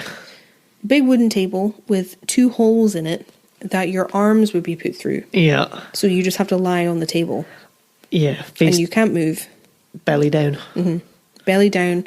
Your arms go through like to your shoulders. Oh, so they're no. hanging below the table. Yep. And yeah, you're whipped. Oh. That's a lot. Gnarly. Yep. Very gnarly. Very gnarly. Oh, no. Mm-hmm. It's going to leave a mark. Yeah. Which I think was kind of the point. Yep. In 1871, so we're skipping ahead a little bit. Inverrary Prison was inspected by Captain J.F. Powell, who was the new inspector of Scottish prisons. Now, the idea of a prison inspector was quite a novel idea that hadn't really existed before. And when Powell came to Inverrary, he was not happy with what he found there. Was it too nice? No. Oh no. I have some choice pieces from his report for you. Okay. Every part of the prison apportioned to females I found extremely dirty and untidy. Several of the cell windows were broken, and I observed cobwebs even sticking to several of the doorposts. The store cells were not merely untidy, but dirty and full of what appeared to be absolute rubbish. That part of the prison apportioned to male prisoners was in a less dirty state, but very far from being in the order in which a prison should be kept. The yard of the prison I also found kept in a disgraceful state, rubbish of various kinds littered about in almost every part of it, and also various items laying about that would enable a prisoner to get over a higher and more secure wall than that which partially surrounds the prison. Oh, wow. So that's an issue. Yep. We will get to prison escapes in a little bit. This is when he gets personal. The keeper, meaning Governor Thompson, does not appear to have the slightest idea of the state in which our prison and the prisoners in it ought to be kept. And I would strongly recommend that he should be sent to the prison at Kilmarnock in order to learn this. Ooh. Now, I don't know if he means he should be sent to Kilmarnock prison to observe, or if it's the latter, that's savage. That is savage. But you spend a day as a prisoner. So that was what Powell had to say about Inverrary. Well, that's not so good, is it? No. I wonder what rubbish is in 1870. Because if I think of rubbish now, it's like bits of plastic packaging and stuff. Rags? Yeah, like food. Rags. Bits of barrel. Broken plates and things. That would make sense. Or like in the yard. Boxes, but like wooden. Like wooden crates. Wooden crates and things. I'm assuming like ruined clothes and shoes. Yeah. That kind of thing. Abstract. More the kind of mess you'd see on a pier. Well, yeah, because you might have bits of like net and... Yeah, industrial mess. That's what I'm thinking. That would make sense. So presumably there's a bunch of it you could pile up to just hop over the wall. Well, that's what it sounds like. And he's saying that there's enough there that you could get out of somewhere more secure than Inverrary. Oh, no. Now, this is bad news for Governor Thompson, because remember, he's in charge, and a lot of the blame is landing directly at his door. Yep. If you weren't doing well in your post as a prison governor, you could be demoted to a smaller prison, or you could just be sacked. Which is not what he would have wanted. No. What? I thought it would be a good idea to have a ladder making class. And yeah, they keep what they make. Sense of pride, you know. Yeah. We're rehabilitating them. How to make rope ladders out of old rags. Today we're learning how to be stealthy. The last governor of Inverrary Prison was a man called Alexander Robertson, and he was in charge from 1880 until the prison closed in 1889. I was wondering when the prison ran till. So we're getting towards that point. During his tenure, there were lots more changes. In 1877, responsibility for the prisons moved from local authorities. So remember, the borough was responsible for prisoners. That changed, and now the government was responsible for prisons. Better, he says tentatively. Well, it wasn't handled on such a small scale anymore. Yeah. It was more nationally dealt with. Yeah.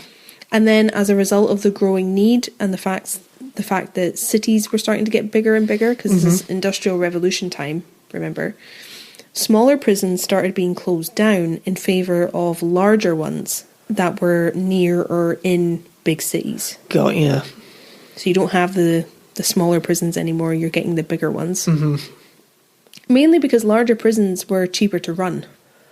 More efficient, that does make sense. Instead of having lots of little ones, you have one centralised place. And the government are financing prisons now, so they want to try and save money. Berlini Jail opened in Glasgow in 1882. Okay. To give you an idea of this process. I thought it was older for some reason. I don't know why. And the opening of Berlini led to the closure of lots of smaller prisons across the southwest of Scotland, because it was now catering to that whole area. Got you. Because while the cities are getting bigger, there's still not the same population that there is now. Yes. Yep. And Inverrary was the last of these small prisons to close in 1889, after being in use for 69 years.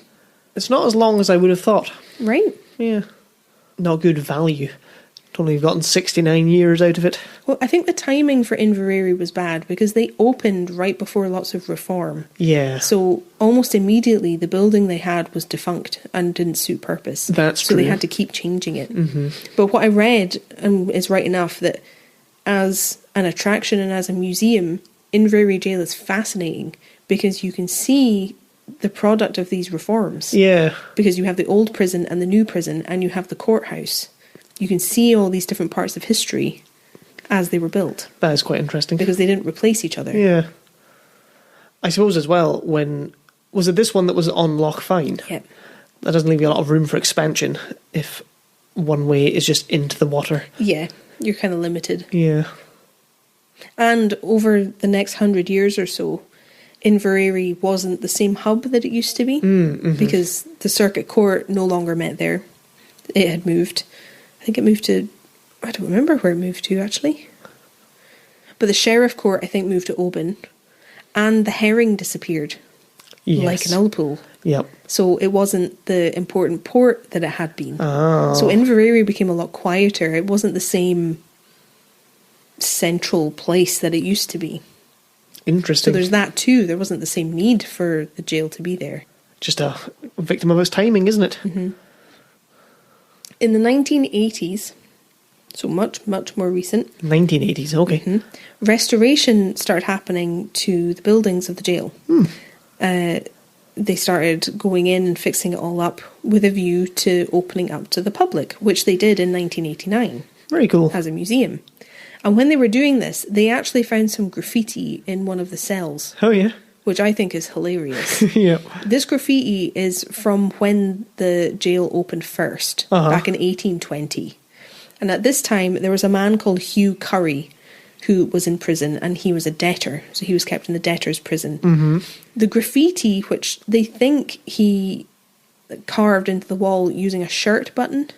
Oh, well. Because he didn't have anything else. It said this: "A room to let to the 26th day of June. Application to be made to Duncan Campbell, jailer. Hugh Curry is off forever."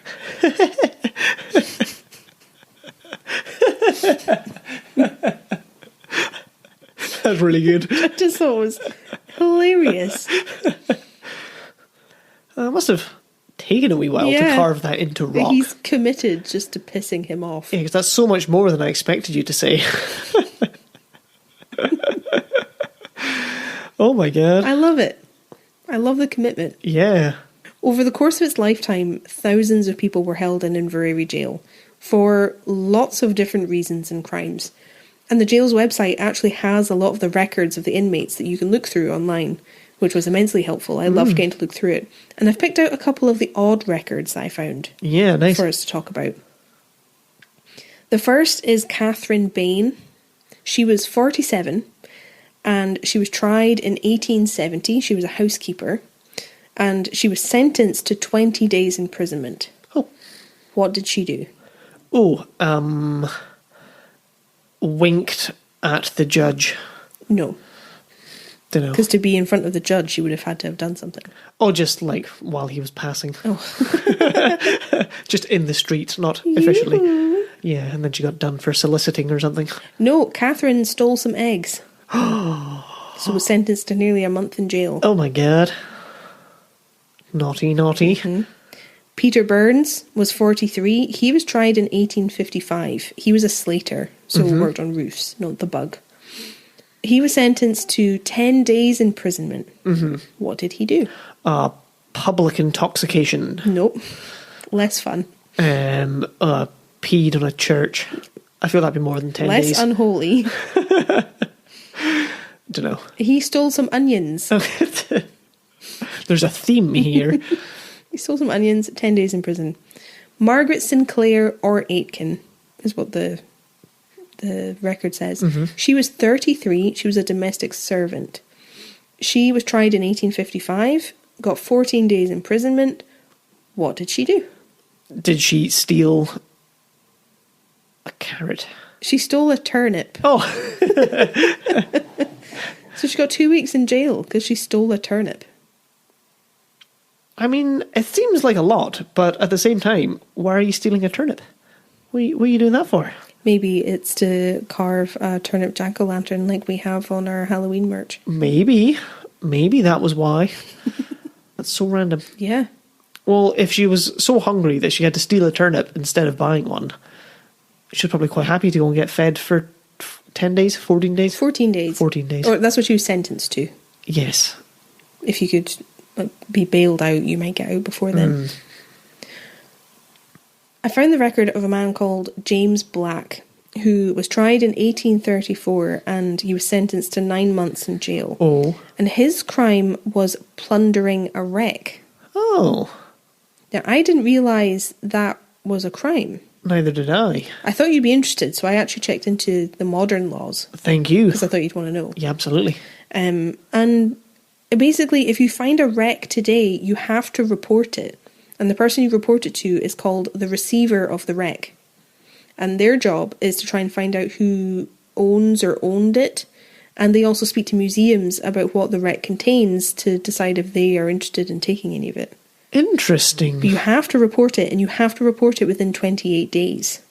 Oh. Otherwise, you could be charged.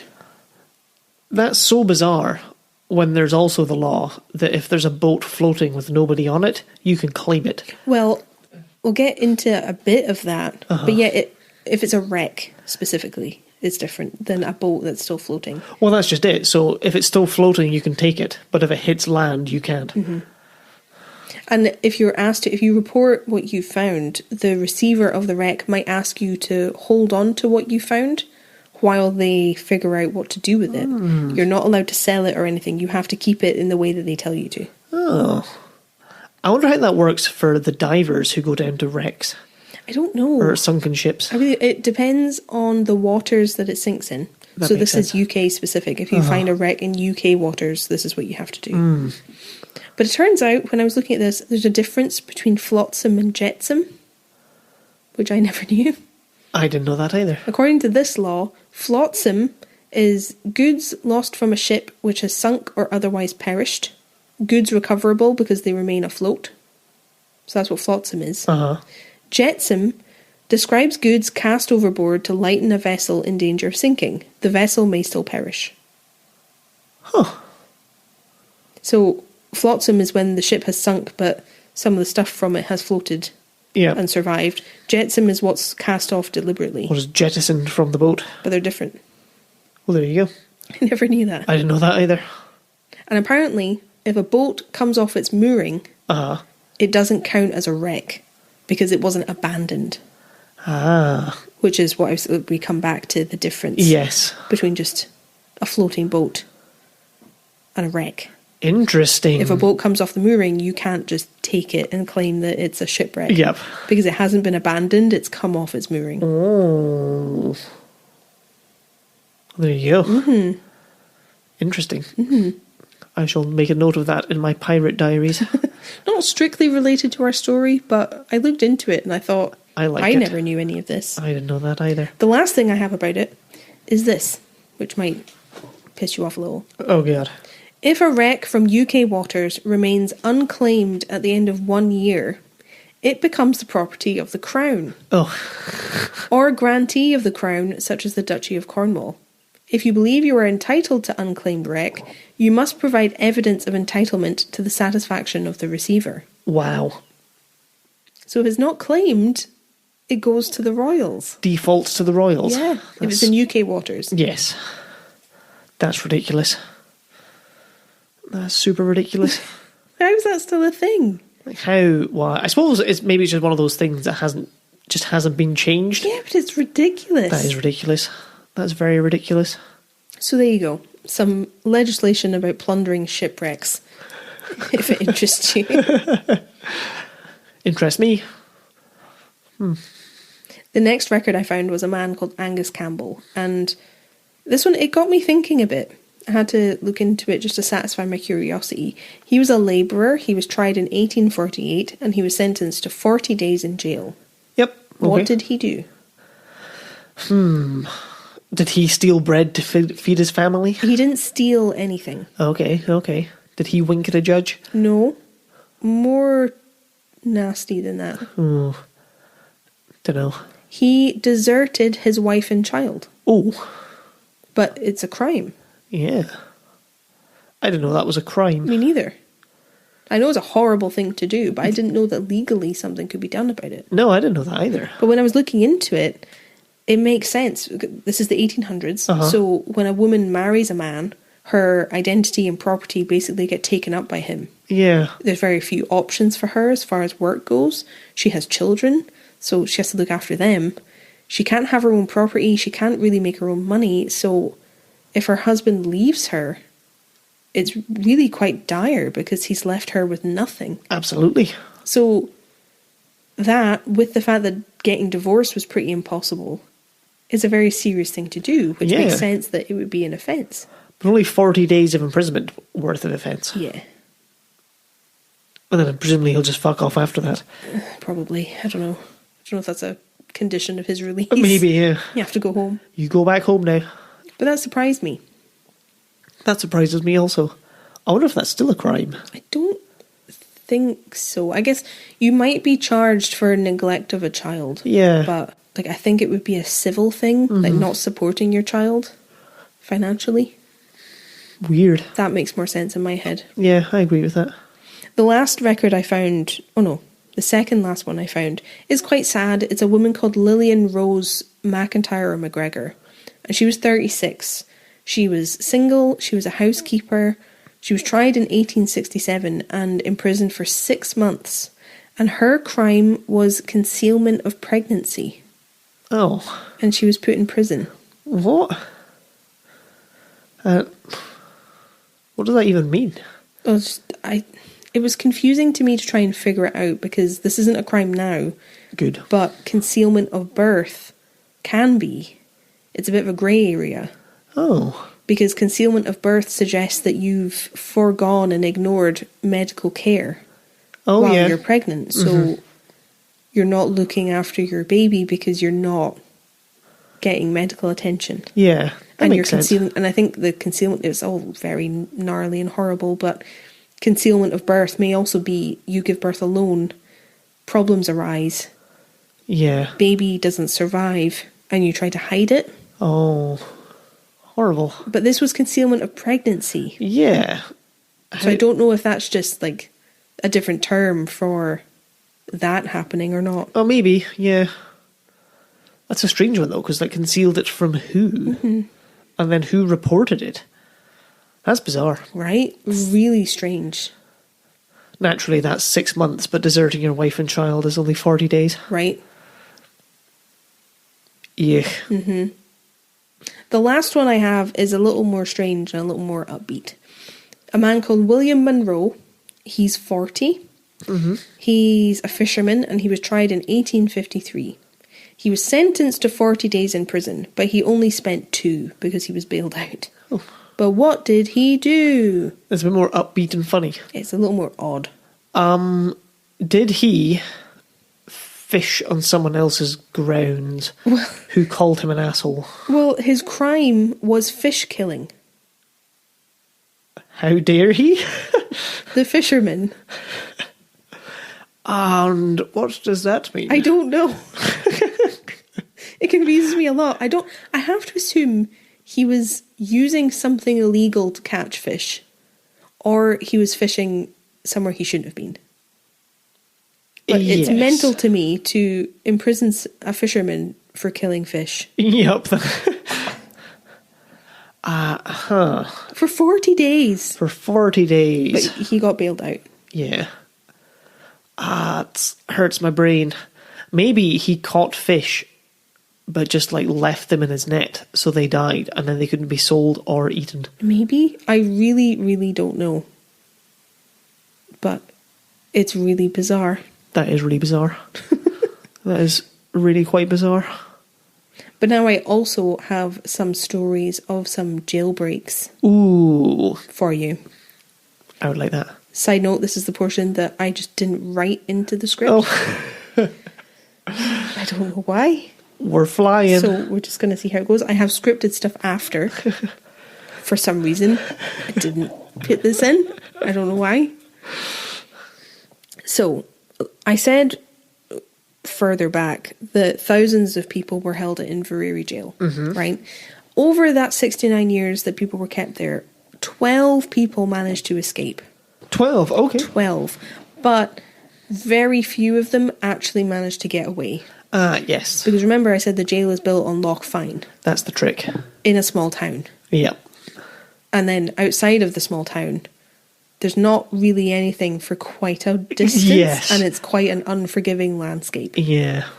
It's kind of similar to Alcatraz in that getting out of the jail is one thing, but then the escape from there is very difficult.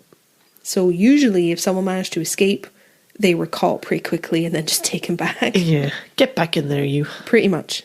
And the community generally didn't support people who escaped from the prison. If they saw someone, they would report it immediately. They weren't really on the prisoner's side. I mean, that's fine. That's fair. They weren't really fighting for the underdog, you know. Prison sympathisers. Yeah, they didn't like them. In 1820, just after the prison was built, which must have been really embarrassing, 3 men managed to break out. Ooh, very Alcatraz. I don't have a lot of information about them, but I'm fairly certain they were brought back within a few hours. 20 years later, in 1840, there were 2 prisoners who managed to escape Inverrary Jail. Can you tell me how they did it? Have a guess. Dressed up as guards. Nope. Threw barrels over the wall with them in it. No. Somehow. This isn't Niagara Falls. Did they just walk out the gate? They just walked out of the prison.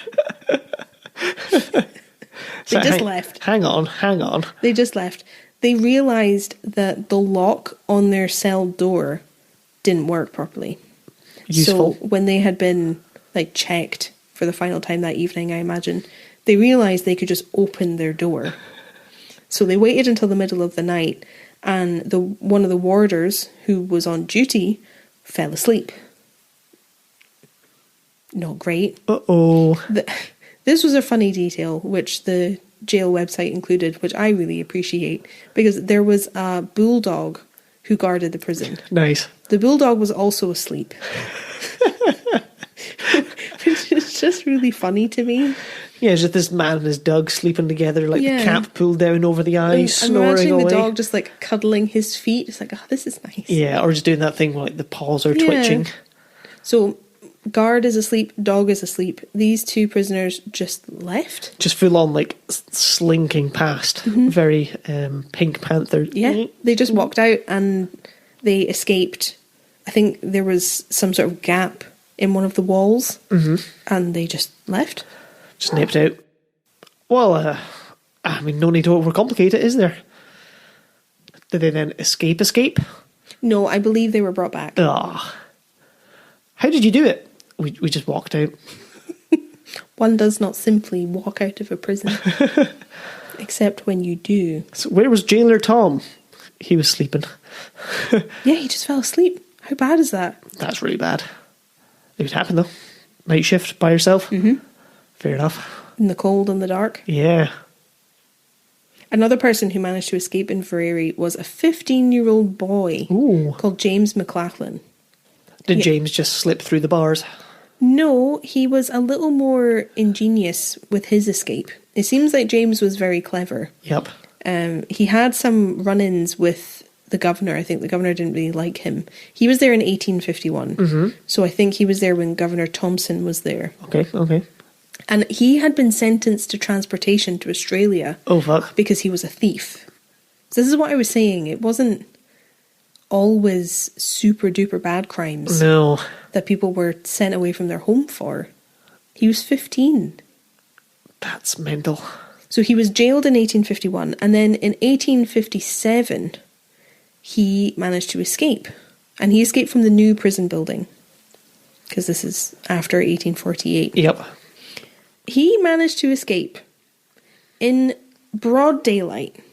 It was the middle of the day. Mm-hmm. And basically he went to one of the new toilets that was in the new prison building, but the warder thought that he was back in his cell. He managed to trick him into thinking he was in there, so he had a bit of freedom. Yep. No one knew where he was. So when the warder left, thinking that James was in his cell, James escaped through a skylight window. Oh, nice. And they only realised he was gone when a warder on the outside of the building saw a rope hanging from this window. Oh, very nice. And they realised someone had gotten out. He didn't make it very far. He basically managed to get away for that night, but the next morning, because he just left on a whim, so he didn't have anything with him, no food, no nothing. Yeah. He was exhausted, he was tired, and he was starving. So he went to a farm for help, asking them if he could stay there and if he could have some food. But the alarm had already been raised at the jail. And the people at the farm knew there was an escaped prisoner. So when he arrived at the farm, they reported him. And he was taken back to the prison. Crazy. So he was a little bit more scheming. Yeah, there's some thought. He's made himself a rope ladder. He saw his moment and he took it. You just have to respect that, don't you? So he's just a thief. Well, it's not so bad. He's 15. Yeah. He's just a boy. But this was another prisoner that Governor Thompson wrote about in his journal. He basically, when he was at Inverrary, he was just raising hell. Just a bit of a shit. Yeah, he's very much the problem teenage boy stereotype that you get. At one point in the journal, the governor writes about a time when James was incredibly rude and threatening to the chaplain who was visiting the prison. Oh, that's a shame. Basically threatening to beat him up and telling him to get out of his cell. He didn't want to talk to him. And the governor was very upset by that. So he had James put in handcuffs and to restrain him. And he demanded that he apologise to the chaplain for how he had behaved. And it was... James held out on apologising for 2 whole days. Damn. So he was handcuffed for 2 days. That's bold. Before he finally decided he would apologise for his behaviour. Oh, see, I'm just not that stubborn. I just can't picture that now. I mean, that would hurt. Yeah. It's not modern day handcuffs. No. That would be sore. Big burly bastards in it. Yeah. And then it was less than a month later, Governor Thompson is writing about McLachlan again, and he says that James was threatening him, and he was threatening to hurt the governor.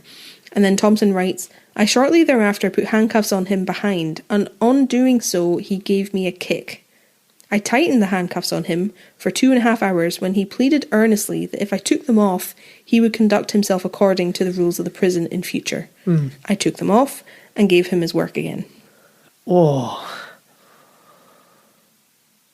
It's such a bizarre system. Yeah. I just don't... But is that thing kind of under torture? I'm like, well, of course he's going to say it in that case.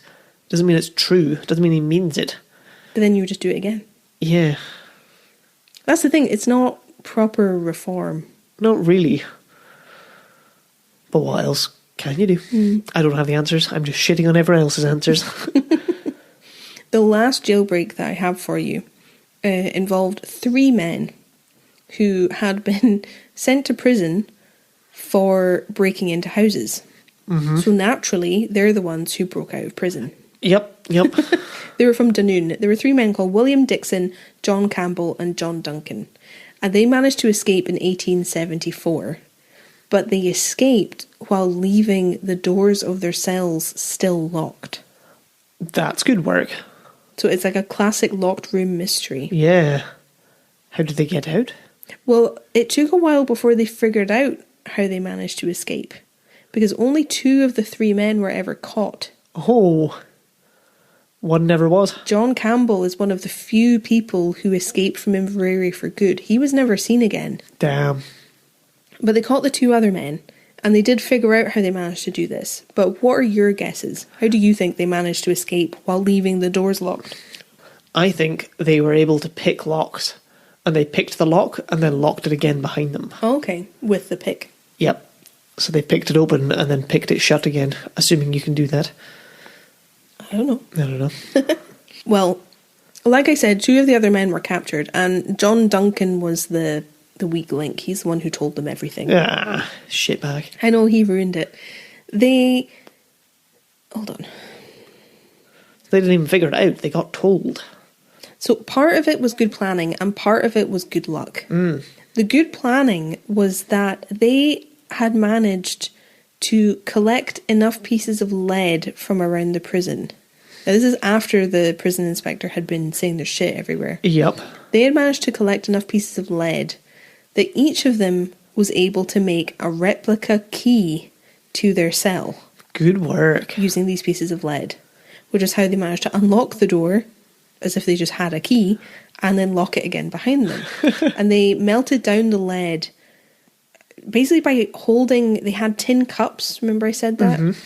They held their cups over a gas light and melted down the lead. Oh. And they did this over 3 months. Damn. So they planned it well in advance. Yep. And it took a lot of effort and a lot of time. They definitely also gave themselves lead poisoning. Yeah, for sure. 100%. But I think the luck came in because the way that they managed to escape, they went upstairs to one of the higher floors and they found their own clothes.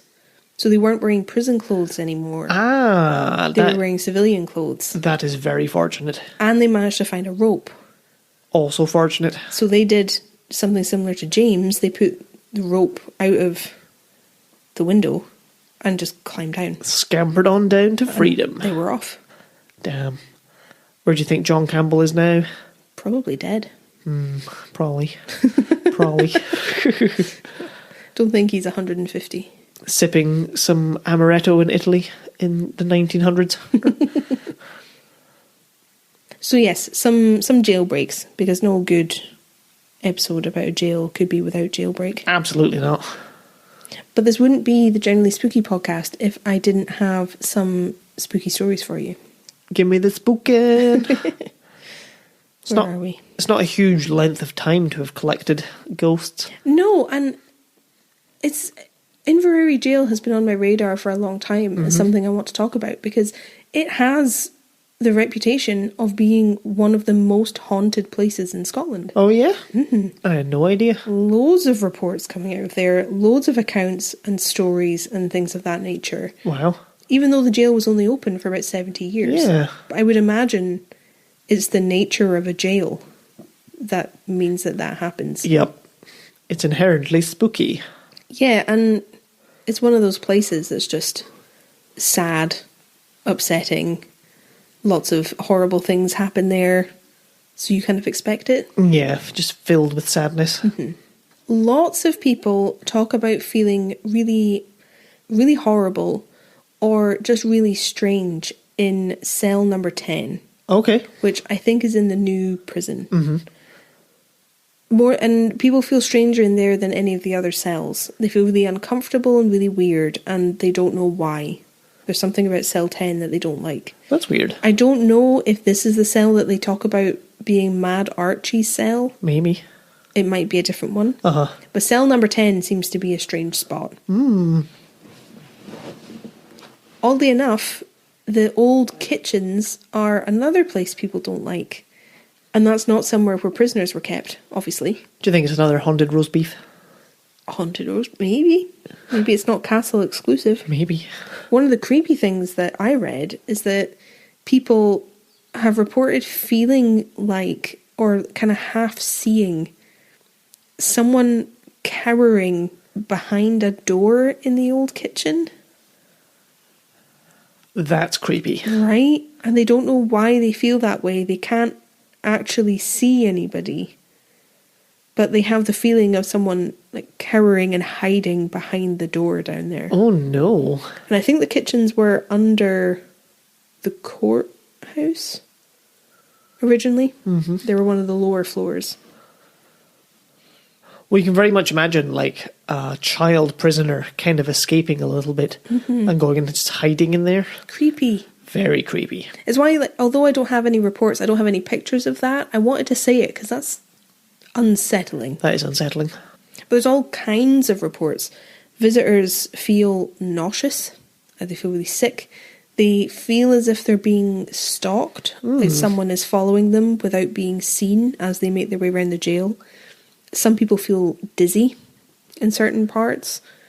People feel like someone's hit them or someone's poking them. Wow. And there's no one else there, no one else around. Icy cold spots compared to just like a step away. The smell of tobacco has been smelled. Lots of phantom footsteps when no one else is in the building. You can hear people walking around. Spooky. Which I imagine it would be quite distinctive. Because even though I bet it's an echoey building because you have all the empty cells, but I bet you would know what that sounds like. Yeah. To get a rhythm of footsteps is a strange one. I imagine it's kind of like cobblestone as well for that really like tappy sound. I think it's more like slabs. Okay. Rather than bumpy. But people have also reported being stroked. Ew. Isn't that horrible? That is horrible. In more of a, like, not a loving way, but like, oh, it's just creepy. I don't even like thinking about it. No, that is creepy, especially when it's prisoners. Or even like guards. Ooh. Creepy. That is creepy. That's exceedingly creepy. Oh no. What surprises me about Inverrary Jail and all of the ghosties there is how many people report seeing things. It's really common. People see ghosts there pretty regularly. It's not just that they're just seeing things. No, but they see things they can't explain. And that's surprising to me because that's a bold claim. That is a bold claim. To see someone as if it's a person or seeing a ghost. Yeah. To come away from somewhere saying you've seen a ghost, not just felt a ghost, is peculiar at best. Yeah, and it happens a lot. Yeah. A man called Mark Turner, who either runs or ran a group called Ghost Events, has investigated Inverrary Jail a few times because they have paranormal investigators and ghost hunts. Oh, yeah? And ghost events there all the time. All the time. That's how popular it is. It's a regular event at the jail. See, that's kind of self-fulfilling then. Because it would become the most haunted place if it has the most sightings, if people visit it the most. I guess, but there's evidence coming out of there too. Yeah. I have a couple of ghost photos for you this episode. Oh, I do love a ghost photo. Like you might not like them. One of them I'm not convinced by. Yeah. But like, there's a lot of stuff coming out of there which makes me want to go. Pretty spooky. But Mark Turner says, we consistently pick up a bad atmosphere in the old part of the building. It seems to be dominated by one negative soul. A number of people have also felt extremely unwell on entering this area. He also said, the character of the place changes when we turn the lights out, and it can be a bit frightening, but we fully brief people and make them aware that they can get out at any time. One evening, we set up a motion sensor on the top floor. We watched it for about 2 hours, but nothing was happening, so we all trooped downstairs for a cup of tea. Just as we got to the very bottom steps, the motion sensor went off. Oh. How annoyed would you be? Oh, it's such sod's law, isn't it? After all that time. Yeah, would you be pleased or would you be just annoyed? I would hope, if it was us, I would hope that we would have a camera. Yeah. Just sitting there. Something else to confirm. There are several accounts from people who work or worked at the jail from the jail's website because they've fully embraced this reputation. Quite right. They don't shy away from it at all. And the website was really useful and really helpful. They've got a lot on there, so if you're interested, I would definitely check it out. Yeah.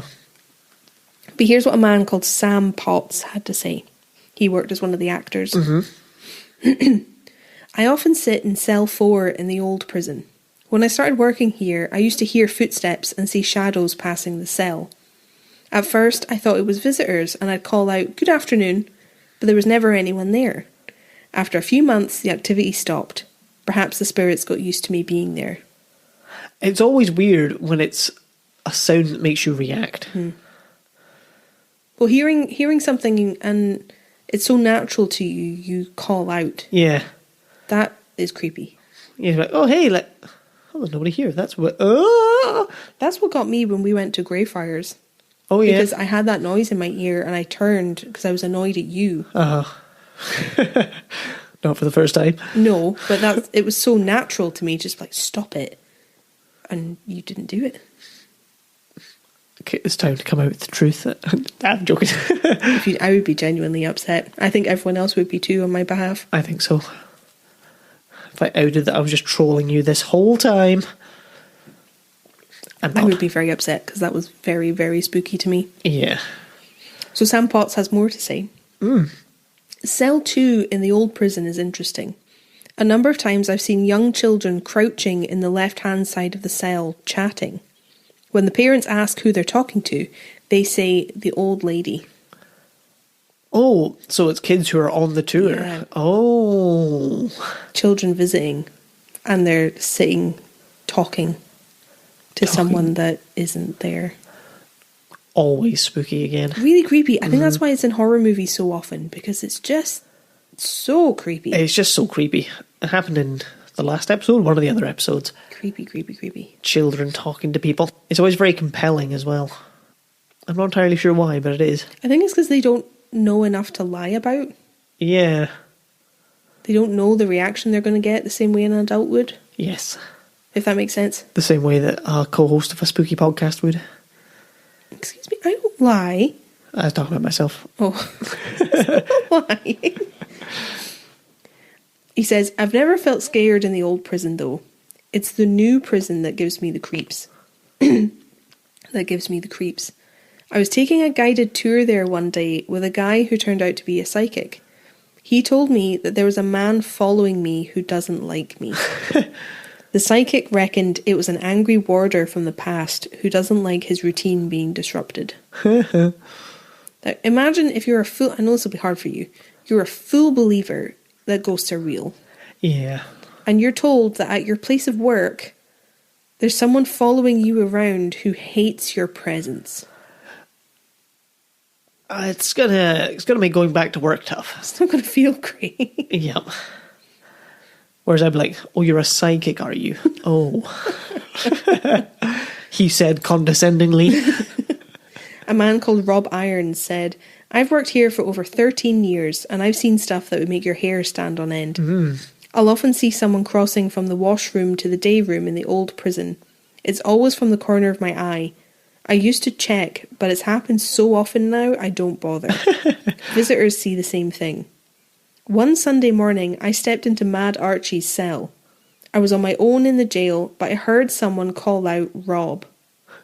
It was so clear that I remember replying, I'll be there in a minute. I looked everywhere, but there wasn't a soul in the building. Oh. We've held over 60 ghost hunting events here at the jail, wow. And they've all picked something up. One night, I was locking up after an event at 4:30 a.m. Oh. There was a light left on in the new prison, but I couldn't go through the door to turn it off. I froze at the entrance. I knew someone was waiting for me. I left the light on and hurried home. Oh, that's really creepy. Also, isn't that awful? That's super awful. Especially at 4:30 in the morning. Bogue. Like someone trying to lure him back into the jail. Yeah. Oh, just come back in here, turn this light off. It also really amuses me that he works at a jail and he's called Rob. Rob Irons. I know. So you can go to jail for that. Last one I have is Graham Wilkins, who was he was like a handyman or like joiner on site at the jail. Not a prison joiner. Or not even that, like maintenance. He's maintenance at the jail. To be honest, I don't really believe in ghosts, but I've had a few experiences here at the jail that I can't explain. I tend to be the first to arrive and the last to leave, which makes sense if he does the maintenance of the building. Yep. One morning, I arrived and I could hear voices. I looked everywhere, but there was no one around. Oh. On another morning, I arrived and all the corridor gates and doors were shut. I'd left them all open the night before. When I work up in the loft at the top of the building, I always sense something strange. It's such a spooky space. I was working there the other week and I felt someone standing right behind me. Perhaps it's just the atmosphere in these old buildings that makes my imagination run wild. Who knows? Ooh. It sounds like a spooky place. Mm-hmm. There's lots of weird things over and over and over again. Always, as a disbeliever, I always like hearing about disbelievers experiencing spooky stuff. Yeah. So if I started talking to you as if I didn't believe in ghosts and just said everything as I would normally, would you like me more? No. What do you mean no? How very dare you. So rude. Oh, you know me. A dick. Ryan O'Neill is a paranormal investigator who's investigated the jail several times. And he, in one of the articles that I read where they're talking to him, he talks about an apparition of a prison guard that's been seen quite often in the new prison. A full-blown apparition. Yep. That's cool. That's creepy as hell. Mm-hmm. And like I teased earlier, I actually have a couple of ghost photos for you this week. Oh, you did? You lucky thing, you. Oh, thank you. Will they be on the Instagram? I can try and remember. I'm really bad at remembering what to post on Instagram. I will do my best. The first photo, which I'm going to show you, Kieran, was taken out in the A-ring yards where the prisoners got exercise. It's a woman who was just visiting the jail with her family. She wasn't there to do anything spooky. They were just there as the attraction. And the photo seems to show a cloudy figure outside the A-ring yards. Ooh. So I will show this to you now. Spook me up. What do you think? Oh, nice. That is how a picture of a ghost would look. Right? It looks like a ghost, TM. Yep. It's like a person on a sheet who's walking too fast, so they've been blurred. They're not on a sheet. You can see like almost through it. Yeah, but that's the blur. I'm just describing the photo. Oh, okay. I thought you were fighting with me already. I'm not fighting. Getting defensive over there. You're always fighting. I'm usually fighting. It's pretty spooky. I couldn't tell you what it is. It's not a ghost, but pretty weird though. It's pretty weird. And I'm more compelled by the fact that she was just there. She was there with her husband and her son, I think. Yeah, pretty creepy. Pretty creepy, pretty spooky. Especially if like an apparition has been seen of a prison guard near that part of the prison. The fact that it's outside the enclosed yard. That is where you'd find them. I have one more, and I don't really know how I feel about this one, and let me preface why. The photo comes from Project Reveal Ghosts of Britain, and they have a huge following on Facebook. I've never come across them before, but they live stream ghost investigations on Facebook, and they have over 2 million followers. Damn. That's pretty cool. It's insane, and they have their live streams, and they go around and they go places. It's pretty cool. From what I saw, their followers watch the live stream, and if they see something strange, they screenshot it and leave it as a comment. Very nice. So it's a good system. That is a good system. And during their investigation at Inveraray, they were in the old courtroom, the circular building I was telling you about. They were in there. And the reason I have an issue with this photo is purely because the room is full of mannequins. Oh, yeah. Inherently creepy. Inherently creepy, but also, like, it makes it look as if people are there. So I don't know how I feel about this photo because it was taken in this courtroom with all the mannequins. Yep. I'll show it to you. You can see what you think. But I don't know how I feel. Yeah. I watched a horror movie that began in a mannequin factory. Ooh. Yeah. Saw that in the cinema. I can't remember what one it was. I would need to compare this photo with other photos of the courtroom, I think, to see if there's a mannequin there. But see what you think. Ooh. It looks like a dog, almost. People have heard like the ghost of a dog barking on site. Because I don't know why I completely forgot to tell you this, but dogs used to be locked up in the prison with their owners. Really? Yeah. They would lock up dogs. And what? And on the site now, they say that they don't mind if you take your dog while you go on the tour because dogs used to be kept there. That's bizarre. See, people have heard a dog barking when there's no dogs on site. Oh. I don't know if that photo was a dog. It doesn't look like a dog to me. Can you not see the dog? There's like ears. There's a little body. No.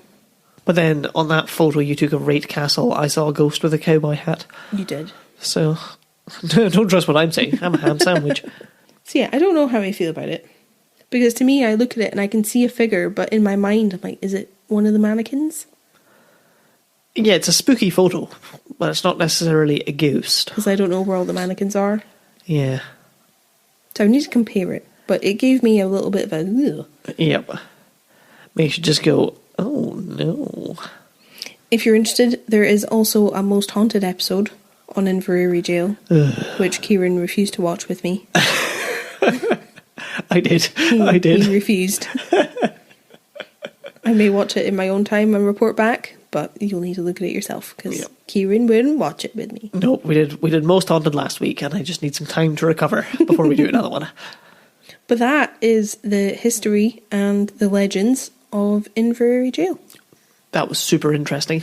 I was a little worried it wasn't up to my usual calibre, because I'm very sick. I disagree. I think it was great. It's such an interesting place. Yeah. I would really, really love to go Yes. and check it out for myself. I would like to go for a visit also. I don't think I'd take Odin round on the tour. I don't think he'd be a good boy. It depends how much attention he was getting. Well, because he'd either get too much and distract the tour, or none and distract the tour. Can't really win, eh? No. You just leave him in a cell. Be a very bad boy. Silence. Think about what you did. Pooped on this historical site. Yeah, I thoroughly enjoyed doing a jail. It was really different. Different for us, I think. We haven't done something like this before, and I liked it. Well, initially I considered doing Berlini Jail, but my worry, because Berlini Jail is more recent, and it was quite recently closed. Oh, yeah. That bothers me, like talking about people that are still living, or who are still living and have been affected by someone who was locked in Berlini Jail. Yeah. I wouldn't want to upset anyone. No. It's not as fun as such and such who stole a turnip and went to jail for 10 days. Right. Right. Yeah, I get that. Well, I think we should do more jails.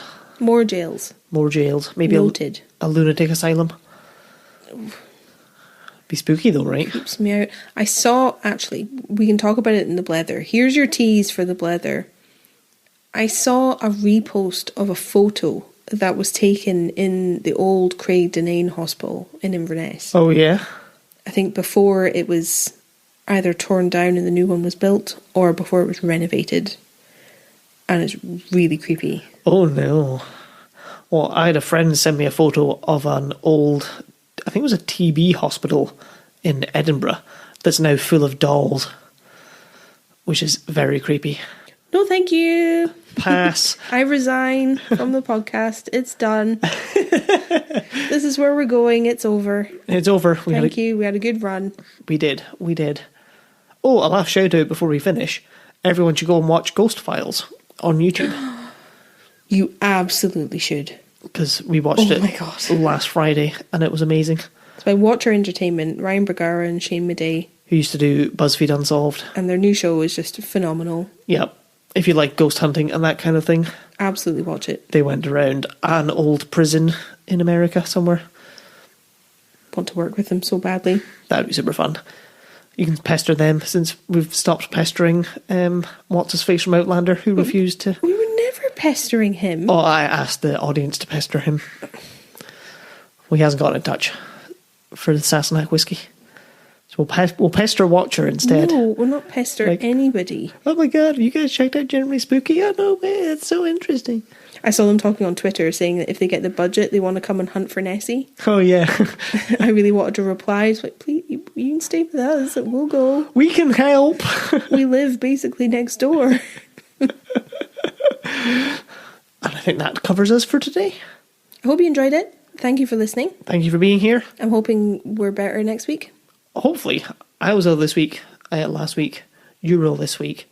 Maybe the dog will be ill next week, but he doesn't have anything to say, so that'll be okay. No. His little runny nose. Wee baby. And we shall see you next week. Bye. Bye.